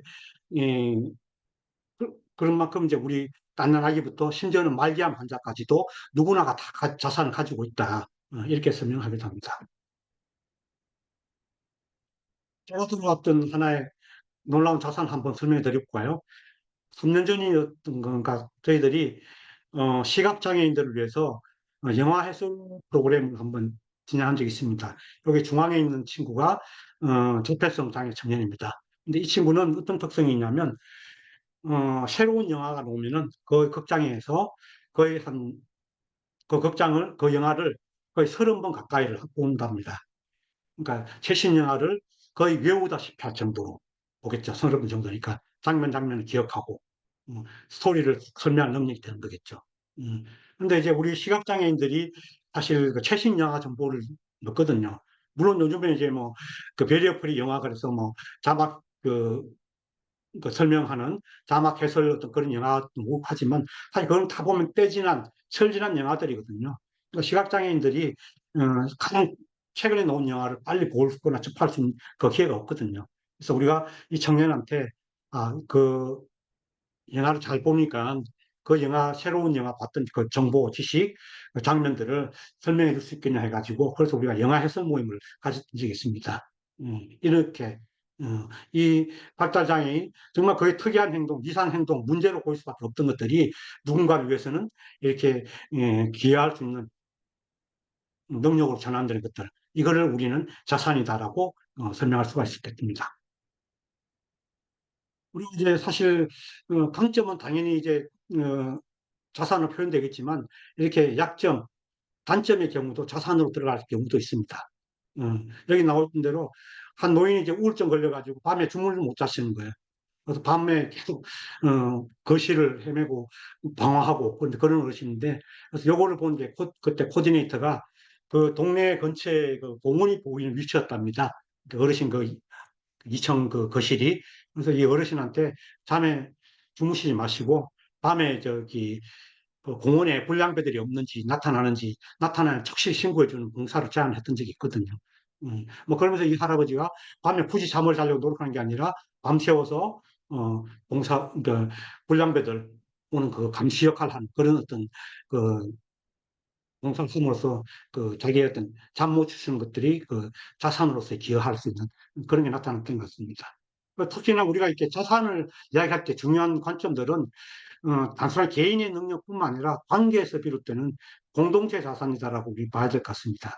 상대적인 거겠죠. 그러니까 누구한테는 도움 될 수 있지만 또 안 되는 것도 있고. 근데 우리가 보통 이제 강점이라든지 단점, 약점이라고 할 때는 굉장히 개인 중심으로 보는 그런 한계가 있거든요. 그래서 어쨌든 저는 뭐 강점과 화산이 뭐가 다르냐를 뭐 용어 개념으로 설명하기보다는요, 서로가 같은 공통점을 지니고 있다. 그래서 우리가 그 장애나 뭐 사회복지에서 강점 기반이 중요하듯이 이 자산 기반으로 가면 더폭 넓고 확대해서 이해할 수 있는 길이 열린다라고 생각합니다. 그래서 이런 이제 자산 중심 관점을 가장 그 앞서 채택했던 기관 누구였냐면은 영국의 NHS였습니다. 우리나라 지금 건강보험공단이겠죠. NHS에서 어떤 식으로 이제 타임뱅크의 자산 관점을 수용했냐면 사실 보험공단이기 때문에 환자 한 명이 생긴다라는 것은 비용이거든요. 그렇잖아요, 그죠? 환자 한 명이 생기면은 그 건강보험공단에서 지출이 나가야 되잖아요. 가뜩이나 이제 NHS는 지출, 그 재정이 열악화되어 있는데 환자 한 명 생긴다는 게 부담스러울 수밖에 없는 그런 존재겠죠. 근데 이제 타임뱅크에서 환자도 자산이다. 환자가 가진 다양한 병에 대한 정보, 지식, 이런 것들을 가지고 그 건강 예방, 예를 들어 당뇨병 우리 환자를 예를 들어 볼까요? 이미 당뇨병 환자는 당뇨병을 통해서 가정으로 해놔서 당뇨병을 어떻게 관리해야 될 건지, 또 당뇨병이 왜 치명적인 병인지, 어떻게 예방을 해야 되는지, 그거에 대한 정보를 많이 갖고 있거든요. 그리고 어떻게 치료해야 되는지 그런 것들 정보들을, 그것도 자기 개인이 가지는 게 아니라 자조 모임을 통해서 누군가 나눠주고 공유해낼 때 사실 환자를 막아내고 NHS가 그 환자를 더 이상 발생시키지 않는 엄청난 재원이 되는 거거든요. 그래서 이제 환자는 더 이상 비용이 아니라 자산이다. 이렇게 이제 규정을 했습니다. 똑같은 논리를 따지면 우리 복지관의 이용인들 한 분 한 분들이 이제는 우리 어떤 비용을 존재들이 아니라 그 사람들이 복지관의 번영을 위해서 또 지역사회 어떤 그를 위해서 기여할 수 있는 그런 사람들이기 때문에 이용인들이 우리의 다 자산이다 이렇게 이제 해석이 될 수 있겠죠. 그래서 우리가 이제 결핍 중심으로 보게 되면 항상 그 문제 현상에만 대응하고 그러니까 그 사람이 할 수 있는 게 없다라고 생각하거든요. 그 사람의 부족한 걸 채울 테니까. 그러면 항상 이제 외부에서 서비스를 전달하게 됩니다. 왜? 그 사람은 할 수 있는 게 없으니까 서비스를 개발하고 그리고 서비스를 개발하다 보면 서비스를 주는 전문가들이 더 중요한 역할을 할 수밖에 없는 전달 기관이 또 더 역할을 하게 되는 그런 어떤 음, 형식으로 되겠죠. 그리고 항상 개인에 초점 맞춥니다. 그 사람의 문제를 그 개인한테만 문제를 보고 개인을 또 고치려는 그러니까 끊임없이 그 당사자들은 클라이언트라 불리기도 하고 수동적인 어떤 소비자 수동적 존재로 전락할 수밖에 없는 것 같습니다. 자, 이런 결핍 중심의 어떤 그 시각을 가지고 있을 때는 앞서 우리가 얘기했던 코프로덕션은 게 우리가 상호 평등한 파트너십이라고 설명드렸잖아요. 동등한 관계가 있을 수가 없는 거죠. 누군가가 정보를 쥐고 재정을 갖고 있는 서비스 전달 기관이 중심이 될 수밖에 없는 한계가 있는 겁니다. 그래서 이런 그 제한성에 비해서 자산 중심이라고 이야기하는 것은 그 당사자들이 가진 기회와 강점을 발견하는 것. 그리고 그 개인이 아니라 공동체, 한 사람을 보는 게 아니라 그 개인이, 공동체가 가진 자산을 이야기하는 겁니다. 그리고 그러다 보면 이제 당연히 뭐 시민사회, 그리고 지역사회, 그리고 그런 사람들과 파트너십을 강조할 수밖에 없겠죠. 그래서 결국에 이제 그 문제 해결 주체는 그런 어떤 당사자 중심으로 갈 수가 있는 것 같습니다. 그래서 이만큼 우리가 결핍 중심을 볼 것인가, 자산 중심을 볼 것인가는 문제에 접근하고 해결하는 데서 가장 큰 특징을 가지고 있다. 그래서 우리가 새로운 시각의 어떤 관점의 전환들을 타임뱅크에서 강조를 하고 있습니다. 예. 그 두 번째로는 이제 이런 자산 중심에 있어가지고 새로운 노동을 정의를 새롭게 해보자. 자, 노동에 대한 개념은 여러분 익히 잘 아실 거라고 생각합니다. 이미 우리 법적으로 나와 있죠. 시장 경제에서 고용이 되어서 노동한 임금을 받기 위해서 일을 하는 것. 그래서 그렇게 노동이라고 정의하고 있는데, 뭐 그렇게 노동 정의하다 보니까 그 노동하지 않는 사람은 일하지 않는 사람. 그 대표적으로 우리 가정주부들. 우리 그래서 아빠들한테 물어보면 애기 엄마 뭐 해요? 아, 우리 와이프 놀아요. 그런 말 쉽게 나오잖아요. 요 그림이 뭐냐 하면 인도의 그 아이가 그런 말을 듣고 이제 우리 엄마가 집에서 뭘 하는지 그림을 그렸답니다. 밥 빨래는 기본이고, 뭐, 동네 일들, 뭐, 소 키우는 일들, 뭐, 그런 거, 자전거 키우고, 물 길러 오고, 그래서 이 그림이 이제 유네스코에서 이제 무슨 대상을 받아가지고 교재에 실렸던 그림인데, 어, 제가 저희 어머니가 계시거든요. 저희 어머니가 이제 연세 드셔가지고 이제 요양보호사 선생님 모세요. 자, 요양보호사 선생님 모셔가지고 팔달리 주무줄 주시고 같이 산책도 나가시고 집안 청소도 해주시거든요. 자, 그건 뭐예요? 노동이죠, 그죠? 노동이라고 인정하잖아요, 그죠? 근데 제가 똑같은 일을 해요. 어머니 어깨를 주물러 주고 말벗 해드리고 어머니 모시고 산책도 가고 청소도 하고. 근데 똑같은 일을 하는데 이건 노동이 아니고 뭐예요? 뭐 효자니까 당연한 거. 효자 아닙니다, 제 건데. 음, 그래서 우리가 이제 이런 같은 일을 놓고 어떤 경우 돈, 노동이라 표현하고 아니기도 한, 이 모순은 이제 없어야겠다. 그래서 우리가 노동의 개념들을 시장 경제에서 돈 받는 그것뿐만 아니라 가치를 만들어내는 모든 일들을 우린 노동이라고 규정하고 인정하고 보상하자. 그래서 타임뱅크에서 새로운 노동의 정의라는 이런 겁니다. 음. 자, 근데 문제는 뭐냐면 새로운 노동. 그래서 우리 동네에 이제 말씀드리지만 지금 지적 장애인이 우리 그 폐지 할머니 그 한글 가르치는 봉사를 지난주부터 시작했거든요. 그리고 파키슨 어르신이 계세요. 우리 동네 고립돼 있는 지적 장애인 데리고 와가지고 탁구 가르치기 시켜요. 1시간, 2시간 합니다. 사실 그런 것들을 우리가 보상할 방법이 없잖아요. 동네 안에서. 그거 뭐 시간당 1,000원, 2,000원 주겠어, 뭐, 10,000원을 주겠어. 못 하잖아요. 그죠? 근데 기존의 화폐라는 거는 이런 공동체 안에서 일어나는 가치로운 다양한 노동들을 인정하고 보상되는 데서 너무나 한계가 많은 거예요. 자, 왜 그런지 볼까요? 여기 왼쪽의 그림이 고어의 해바라기 그림입니다. 경매 가격으로 지금 여기 제가 오래된 자료 450억을 찍었는데 작년에 1200억. 오른쪽에 요 그림은 그 그림을 보고 우리 박달장의 청년이 그린 그림이에요. 사실 저는 그 그림 좋은지를 모르겠어요. 제가 예술가가 아니었는지 몰라도. 근데 이 박달장인이 왜 이렇게 그림을 그렸을까? 이 머리를 엄청 크게 그려놨잖아요. 그러니까 얘는 뭔가 굉장한 암시를 주는 것 같아. 자기 머릿속에 굉장히 뭔가 많은 게 있다라는. 그래서 나는 감동이 사실 더 크거든요. 음. 근데 시장 가격은 이거는 뭐 말도 안 되겠죠. 음. 화폐라는 거는 기존의 돈이라는 거는 희소한 거, 작은 거, 소수 이거는 되게 비싸게 부릅니다. 희소성의 원리해 가지고. 그래서 금이라든지 은, 전문가의 노동, 법률가, 의사 다 비싸잖아요, 연봉. 근데 화폐는 풍부한 거, 많은 거에 대해서는 가격을 적게 매겨요. 공기, 물, 우리 물값 사실 드는 거 아니잖아요. 생수분 먹어도 물값은 안 들어요. 그 병이 돈 거고 이동비가 드는 거지. 물 자체 돈 안 들잖아요. 공기도 마찬가지고. 그러니까 돌봄 노동 같은 거. 정말 너무 풍부하고 이상적이기 때문에 그것에 대해서 돈을 주지 않거나 가장 가치 없는 저가의 노동으로 항상 풀어줄 수밖에 없거든요. 음. 그래서 이제 기존의 화폐는 이렇게 공동체 안에서 일어나는 소중한 노동들, 음, 우리 할머니들이 치매 예방을 위해 가지고 한글 가르치는 노동들 이런 것들 인정하는 못하는 할 수 없기 때문에 그래서 새로운 화폐를 만들자. 새로운 룰이 필요한 거죠. 그래서 우리가 그 새로운 화폐 그래서 우리가 위에 그 시장 경제를 화폐 기존의 GDP라는 걸로 표현한다라면 밑에 드러나지 않는 경제를 그런 시장 경제 화폐가 아니라 새로운 대체적인 개념으로 시간이라는 걸 해보자. 실제적으로 많은 일부 경제학자들이 이것에 대한 타당성을 가지고 많이 이야기하고 있습니다. 호주의 공공정치학자인 메릴린 왕이라는 분 대표적이고요. 음. 우리가 지금 동네에서 보면 알겠지만은 사실 그 운동 고립 청년들 많잖아요.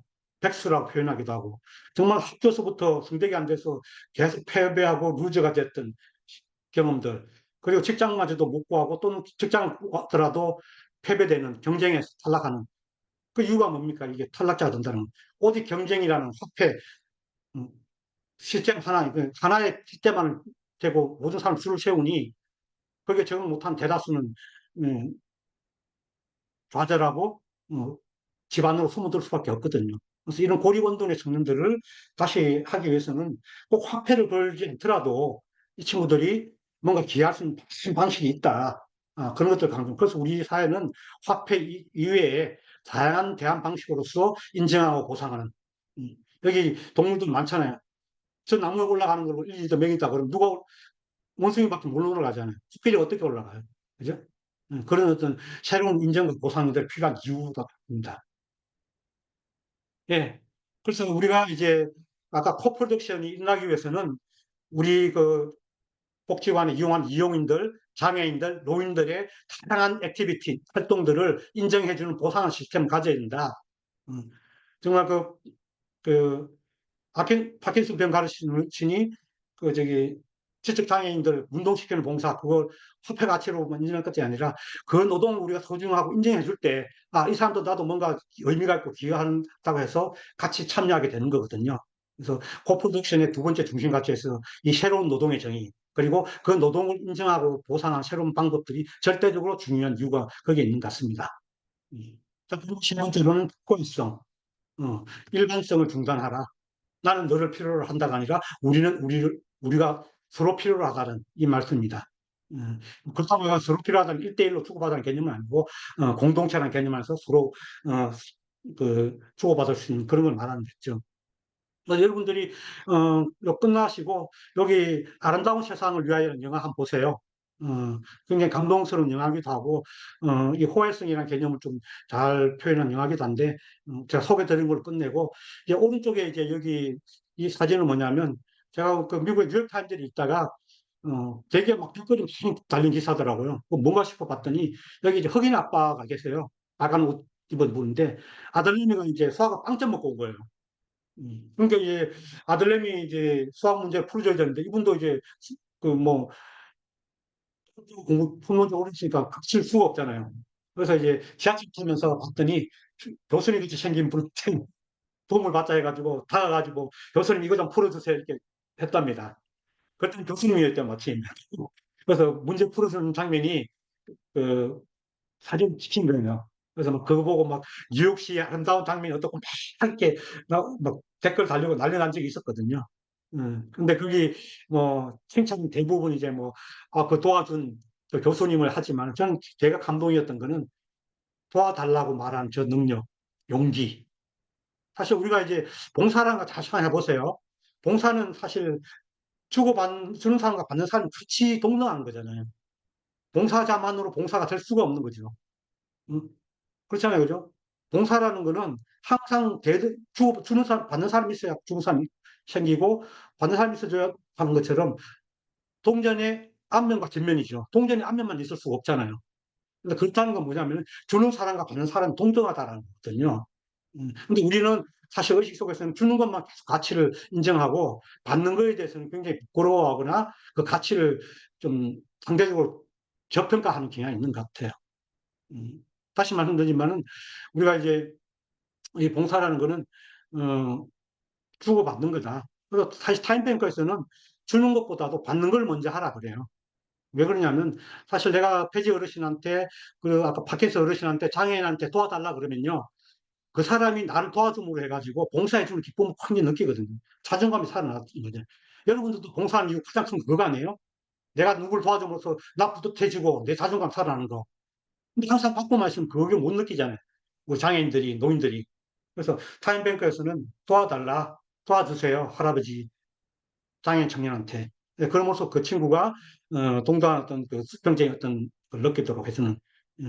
그래서 타임뱅크, 뭐 제가 여기 이제 뭐 성서를 좀 들었긴 한데 성서에도 사랑하라는 표현이 참 많이 나오거든요. 사랑하라. 근데 앞에 많이 붙습니다. 서로 사랑하라. 사랑이라는 게 일방적으로 되면 그건 뭐예요? 스토커예요, 스토커. 우정이 일방적으로 진행되고 우정이 생긴 적 있나요?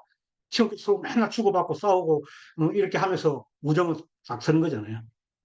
마찬가지로 우리가 이런 이제 봉사에서도 주고받는 개념이 필요하고 우리가 그렇게 해서 아까 말씀 코프로덕션, 파트너십이 형성이 가능하다.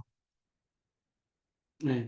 그래서 우리 그 서울시 도봉사센터장 하셨던 그 분이 그러세요. 타임뱅크를 쭉 들으시면서 타임뱅크라는 게 이렇게 호혜가 작동할 수 있는 구조적인 모습을 갖고 있다. 이게 지난번 소개드렸던 대로 우리 타임뱅크 수업하는 60명의 학생들이 주고받은 거거든요. 그러니까 계속 내가 준 만큼 또 돌아오기도 하고 그런 것들. 그래서 타임뱅크는 호혜를 구조화하고 있다. 는 사실 강조드립니다. 예, 그리고 마지막 중심가치로 네 번째로 사회적 자본. 뭐 관계라는 표현을 쓰기도 하고 또는 뭐 여러 가지 이제 용어 쓰기도 하는데 커뮤니티라는 표현도 쓰기도 하고요. 어, 사회적 자본이라는 표현은 여기 이제 밑에 적은 대로 로버트 퍼트넘이라는 그 미국 사회학자가 만든 개념입니다. 개인들 사이의 연계, 그리고 이로부터 발생하는 사회적 네트워크, 호혜성, 신뢰의 규범, 뭐 이렇게 정의하기도 합니다. 근데 이게 이제 왜 중요한지를 여러분들이 조금 사회복지적 관점에서 한번 이해하실 필요가 있습니다. 여러분 여기 이제 비브리지라고 아마 아실 겁니다. 뭐 이번에 논문 이게 그 요나미스 무덤까지라는 그 구원 아시잖아요, 그죠? 1942년도인가에 나와서 사실 이분이 현대 복지국가의 기초를 쌓았다라고 해도 과언이 아닐 정도로 그래서 이분이 쓰셨던 이 밑에 논문 있죠. 이게 1942년도 놓으면서 세계적으로 퍼져나갔던 그 현대 복지국가 이론의 원서 바이블과 같은 그런 책입니다. 근데 국내도 뒤늦게 이제 번역이 돼가지고 재작년인가 나왔더라고요. 여러분들 한번 읽어보시길 바랍니다. 그래서 이 보고서 안에서 현대 집과 가기 위해서 이제 실업이라든지 빈곤, 의료, 주택, 학교 여러 가지 문제에 대해서 이제 청사진을 그려놓은 건데, 자 문제는 뭐냐면 이 보고서가 나온 이후로 70년, 80년 가까이 영국뿐만 아니라 다른 나라도 마찬가지겠죠. 복지국가, 웰페어 스테이트라는 게 복지 자본주의 국가의 최고의 모델이었습니다. 자본주의 모습을 해결하고, 하는, 그래서 복지를 위해서 많은 세금을 걷어들이고 투자해서 해서 한 거의 80년이 흘러갔는데, 80년이 세월이 지나다 보니까 이상한 거죠. 이 당시 비버리지가 제기했던 그 당시 사회적 배경이 달라지기 시작하고, 또 이렇게 진행 과정에서 복지국가의 시스템들이 작동하지 않는 여러 가지 이제 문제점들이 나타나기 시작하면서 이 복지국가가 우리 국가 비전이 뭐죠? 이런 이제 의구심들도 나타나기 시작했습니다. 뭐 대표적으로 이제 뭐 여전히 불평등의 문제, 뭐 일정 정도 복지국가 통해서 소득비리 좀 평등화되고 불평등 해소할 줄 알았는데 여전히 어, 불평등 해소되지 않더라. 노동은 더 열악하게 돼. 심지어는 우리 옛날에는 그 노동 그 실업에서만 해결되면 복지가 해결된다고 봤잖아요. 음, 생산적 복지라 그랬나요? 근데 요즘에 어때요? N 잡는 그러죠. 알바 한두 개 더 해야 생활비가 벌면. 어제 제가 어제 글을 하나 읽었는데 우리 집은 돈 버는 기숙사 같아요라고. 아빠도 일하러 그 저기 지방으로 돈 일 벌러 가고 엄마는 간병 일을 하고 아들은 그 저기 뭐 저기 물류센터 가서 일하고 딸내미는 또 무슨 일을 하던데 밤에 그 지친 노동자들이 음, 잠도 같이 못 자는 그런 기숙사 같은데요. 한 사람 노동만으로 네 식구가 못 사는 거죠. 더 심각해진 거죠. 사회는. 거기다가 이제 우리 여기 마지막에 적었지만 외로움에 대한 문제. 세계 복지국가일수마다 여기 표가 안 가지고 제가 지금 자료들이 많은데 복지국가일수록 뭐죠? 우울증 약, 항우울증 약, 1인 부가들이 더 심각해집니다. 옛날에는 노인 문제가 없었죠. 은퇴하고 나서 60살이면 다 돌아가시면서 은퇴한 자금은 다 그 노년 문제 해결될 줄 알았는데 이제는 한 세대 30년 살아야 되는 그래서 돌봄의 위기도 동시에 찾아왔습니다. 음, 이런 복지 다양한 문제들이 아까 말 비버리지가 예상도 못했던 것들이고 그래서 이 현실 복지국가의 맹점들을 이 영화 나 다니엘 블레이크에서 적나라하게 보여주고 있습니다. 관료적 복지국가는 어떤 허상을 가지고 있는가. 자, 이 영화 일일이 설명하지 않을 거고 여러분들 꼭 보시기를 또 다시 한번 추천드립니다. 근데 이 영화에서 계속 강조하는 게 뭐냐면은 옆에 이제 싱글 마음 여기 다니엘하고 이제 이웃이거든요.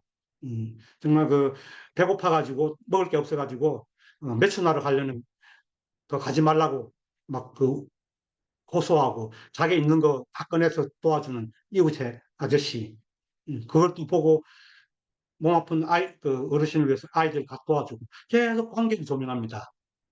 왜냐면은 이 80년 기간 동안 복지국가라는 시스템이 생기니까 옛날에는 복지국가 없을 때는 내가 아프거나 힘들거나 배고플 때는 우리 친척한테, 이웃한테, 그리고 동네 사람들한테 부탁을 했었는데, 이제는 복지국가라는 시스템이 계속 커지다 보니까 이제 공무원한테 가는 거죠. 더 이상 친척한테, 이웃한테 안 갑니다. 그러다 보니까 이게 한 80년 동안 관계는 계속 축소돼 버리고 복지국가라는 거기다 더구나 관료적인 실업수당 차로 가면 거기에 권총차고 몽둥이 들고 있는 경찰이 있는 그런 복지기관을 만나게 됩니다. 음, 이게 이제 영국의 현실이라는. 그래서 이 관료적 복지국가의 해결 대안으로서 관계의 종. 그래서 이제 영국에서 관계형 국가, relational state. 또 그리고 이제 그걸 구체적으로 이제 힐러리 포단 같은 레디컬 헬프에 저자는 관계형 복지 그런 말 표현을 쓰기도 합니다. 그리고 국내에도 작년에 이제 복지관 관장님들 이제 총회에서 나왔던 대로 돌봄을 중심으로 관계를 복원하잖아요. 그래서 이 복지에서 더 이상 이제 지금 패러다임이 관계로 전이되고 있는 그런 상황이 있다 말씀드립니다. 그렇게 봤을 때 우리나라의 또 관계 지수, 대표적인 사회적 자본 지수 보면 거의 차 수준입니다. 뭐 여러 가지 통계가 있어요. 뭐 OECD 국가 중에서 나와 있죠. 38이라는 거. 우리가 지난 3, 40년 동안 GDP 성장이 급격하게 그렇게 한 동안 그 반대로 제가 말씀드렸던 대로 우리의 관계망들은 다 깨져나간 거죠. 이웃이 없는. 우리 동네에서도 70년을 살아서도 몇몇 사람 제외하고 동네 사람 모르는 그래서 관계망이 가장 취약하고 외로움에 대한 문제가 이렇게 심각할 정도로 세계에서 네 번째 할 수 있죠. 근데 이런 관계의 중요성들이 뭐 여러 군데서 나타납니다. 저기 뭐 장수, 건강 그런 데뿐만 아니라 중독의 문제. 음, 이 사례는 뭐냐면 왼쪽에 그림이 뭐냐면 1960년대 이 쥐들이 마약에 중독되는 과정을 연구를 한 사람이에요. 했어요. 실험을 했는데 쥐 한 마리를 놔놓고 이렇게 하나는 물이 들어가더라고 하나는 약이 들어가더라고 했거든요.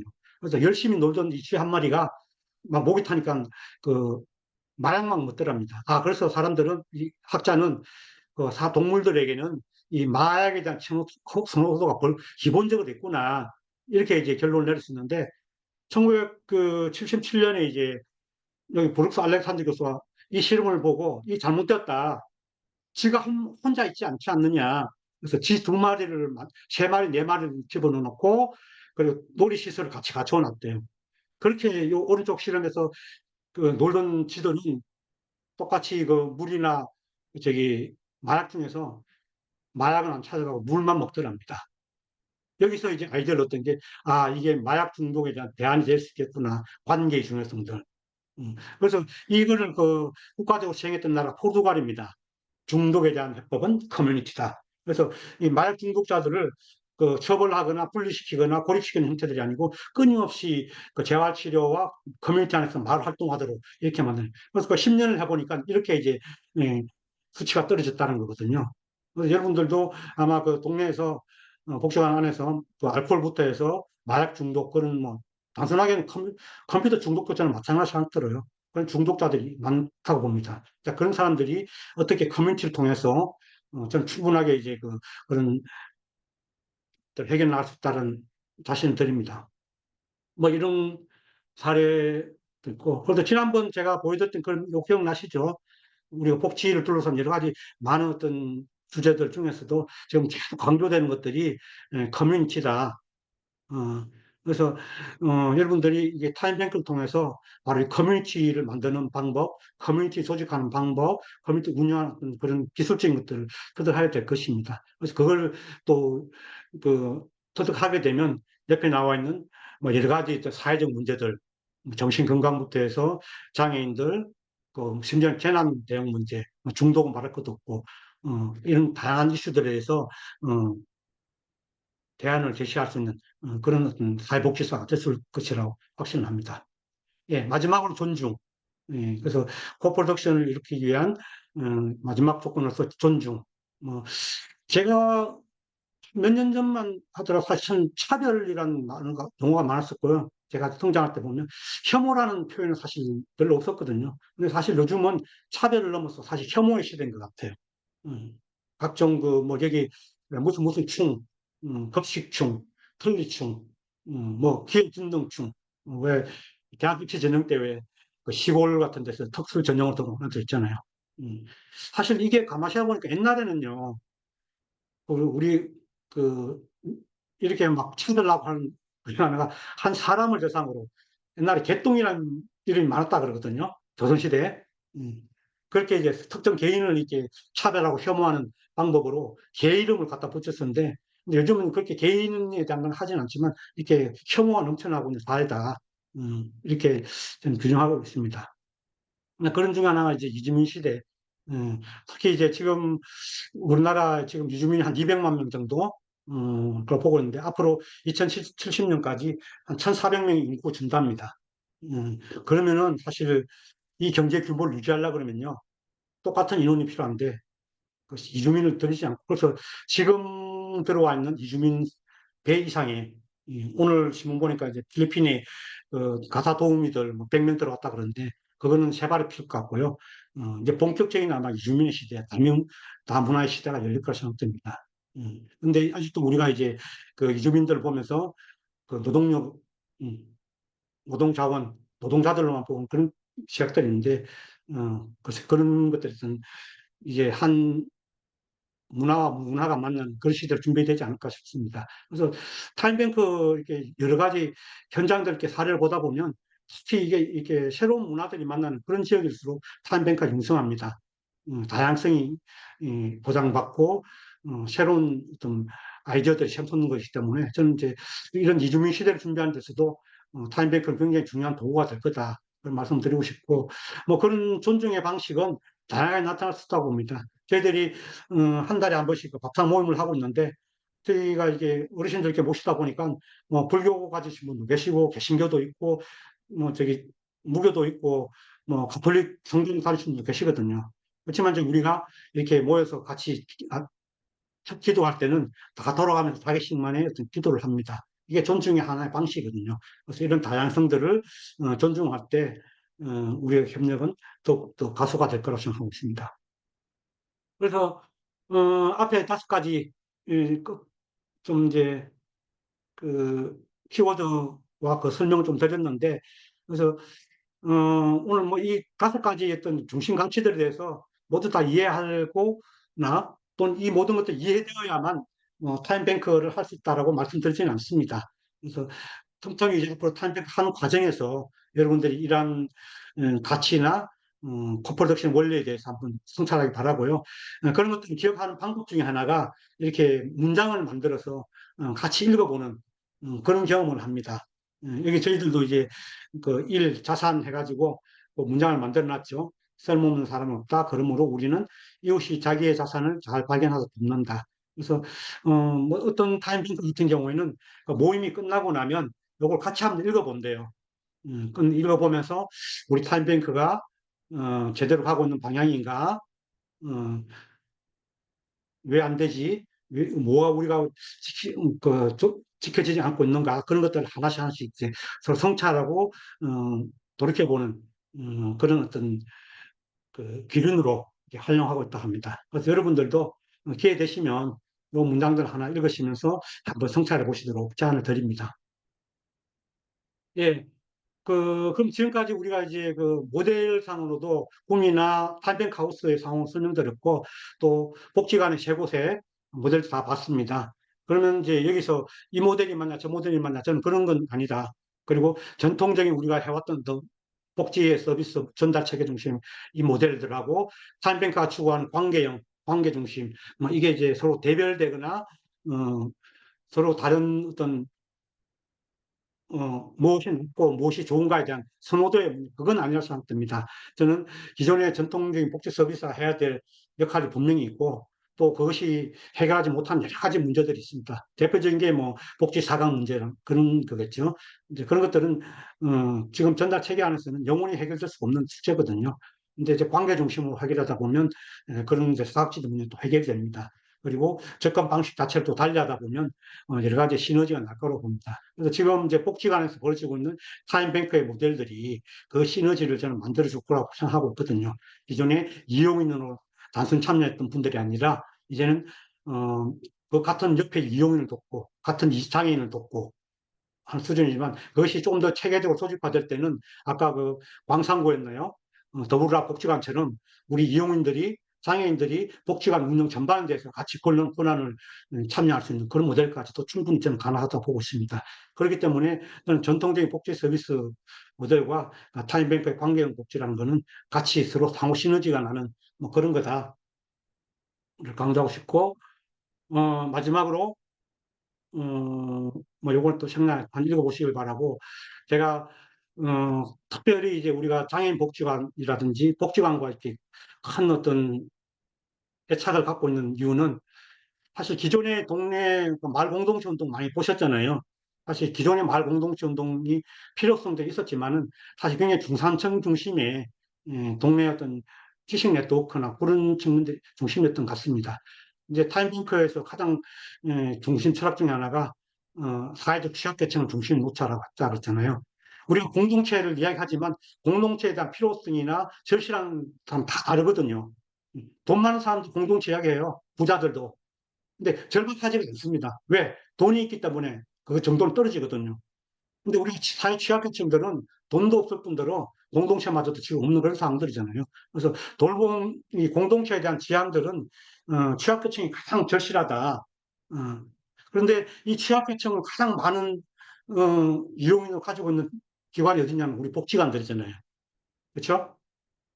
우리 이런 이제 장애인이나 가난한 노인들을 뭐 이용인이 되든지 프로그램 참여자를 이렇게 갖고 있는 기관들이 없어요. 그렇기 때문에 저는 이제 이런 이제 마을 공동체를 가운데 가장 중요한 절실한 이해를 갖고 있는 당사자들이 취약계층이라고 보기 때문에 향후에 이제 마을 공동체 운동의 중심은 저는 복지관이 될 수밖에 없다. 저는 그렇게 예상을 하고 있고요. 그런 부분에서 이제 복지관이 기존의 이제 건물 중심의 장소 중심의 그 지역 사업들이 아니라 이제는 지역 곳곳으로 파고 들어가는 전략들이 절실히 요구됩니다. 복지관 건물에 이제 오시도록 하는 방식이 아니라 동마다 동도 넘어서 그 안에서 뭐 작은 소단위 그룹들을 자꾸 만들어내기 위해서는 어, 새로운 접근 방식과 그 전략들이 필요하기 때문에 그런 부분에서 타임뱅크는 지역사회 안으로 가면서 큰 파트너가 될 거라는 저는 확신이 갖고 있고요. 또 향후에 그런 마을 공동체를 중심으로 같이 협력해 나가기를 요청드리도록 하겠습니다. 네, 이상으로 오늘 준비했던 아주 정말 초스피드로 진행되어 왔는데 좀 너무 급했다는 장의 말씀 구하면서 마치도록 하도록 하겠습니다. 이상입니다.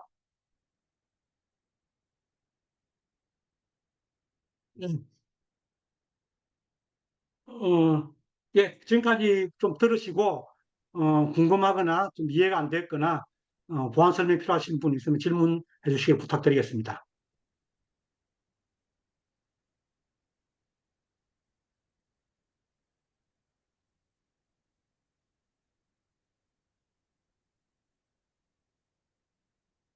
네, 그리고 다음 주가 이제 마지막이잖아요.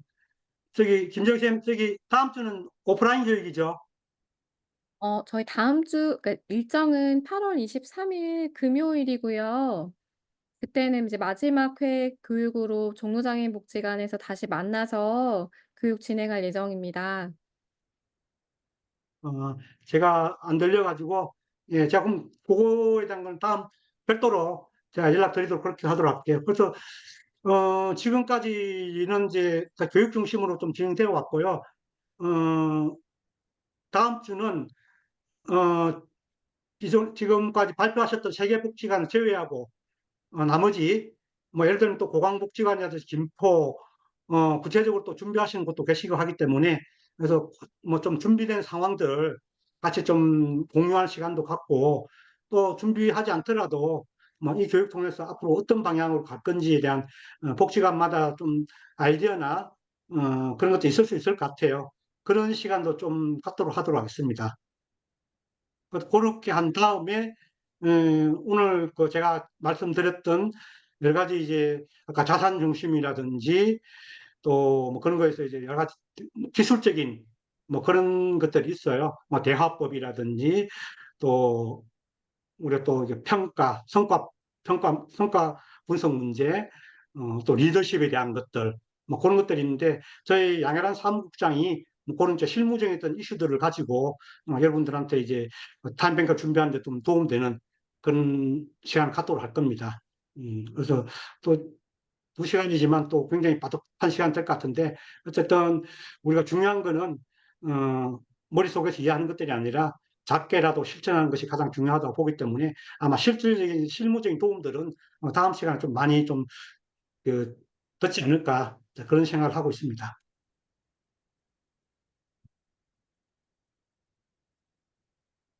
네. 제가 네, 문제 마무리하도록 주셨네요. 하겠습니다. 네, 이렇게 하시면 들어가고 또 공지 넣은 김에 저희들이 이제 지금까지 그 왜 들었던 사례들 중에 발달 장애인들 부모님들하고 장애인들 사례가 많습니다. 저기 종로복지관도 그렇고 우리 타임뱅크하우스도 그렇고 그래서 그 부모님들하고 별도 좌담회를 하려고 그래요.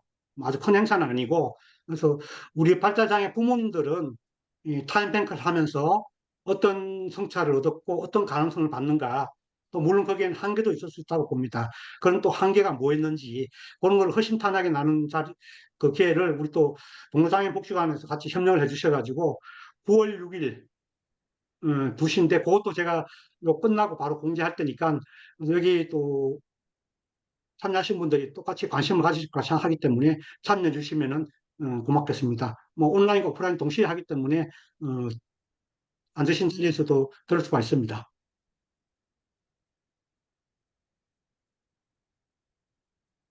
정확히 5시입니다.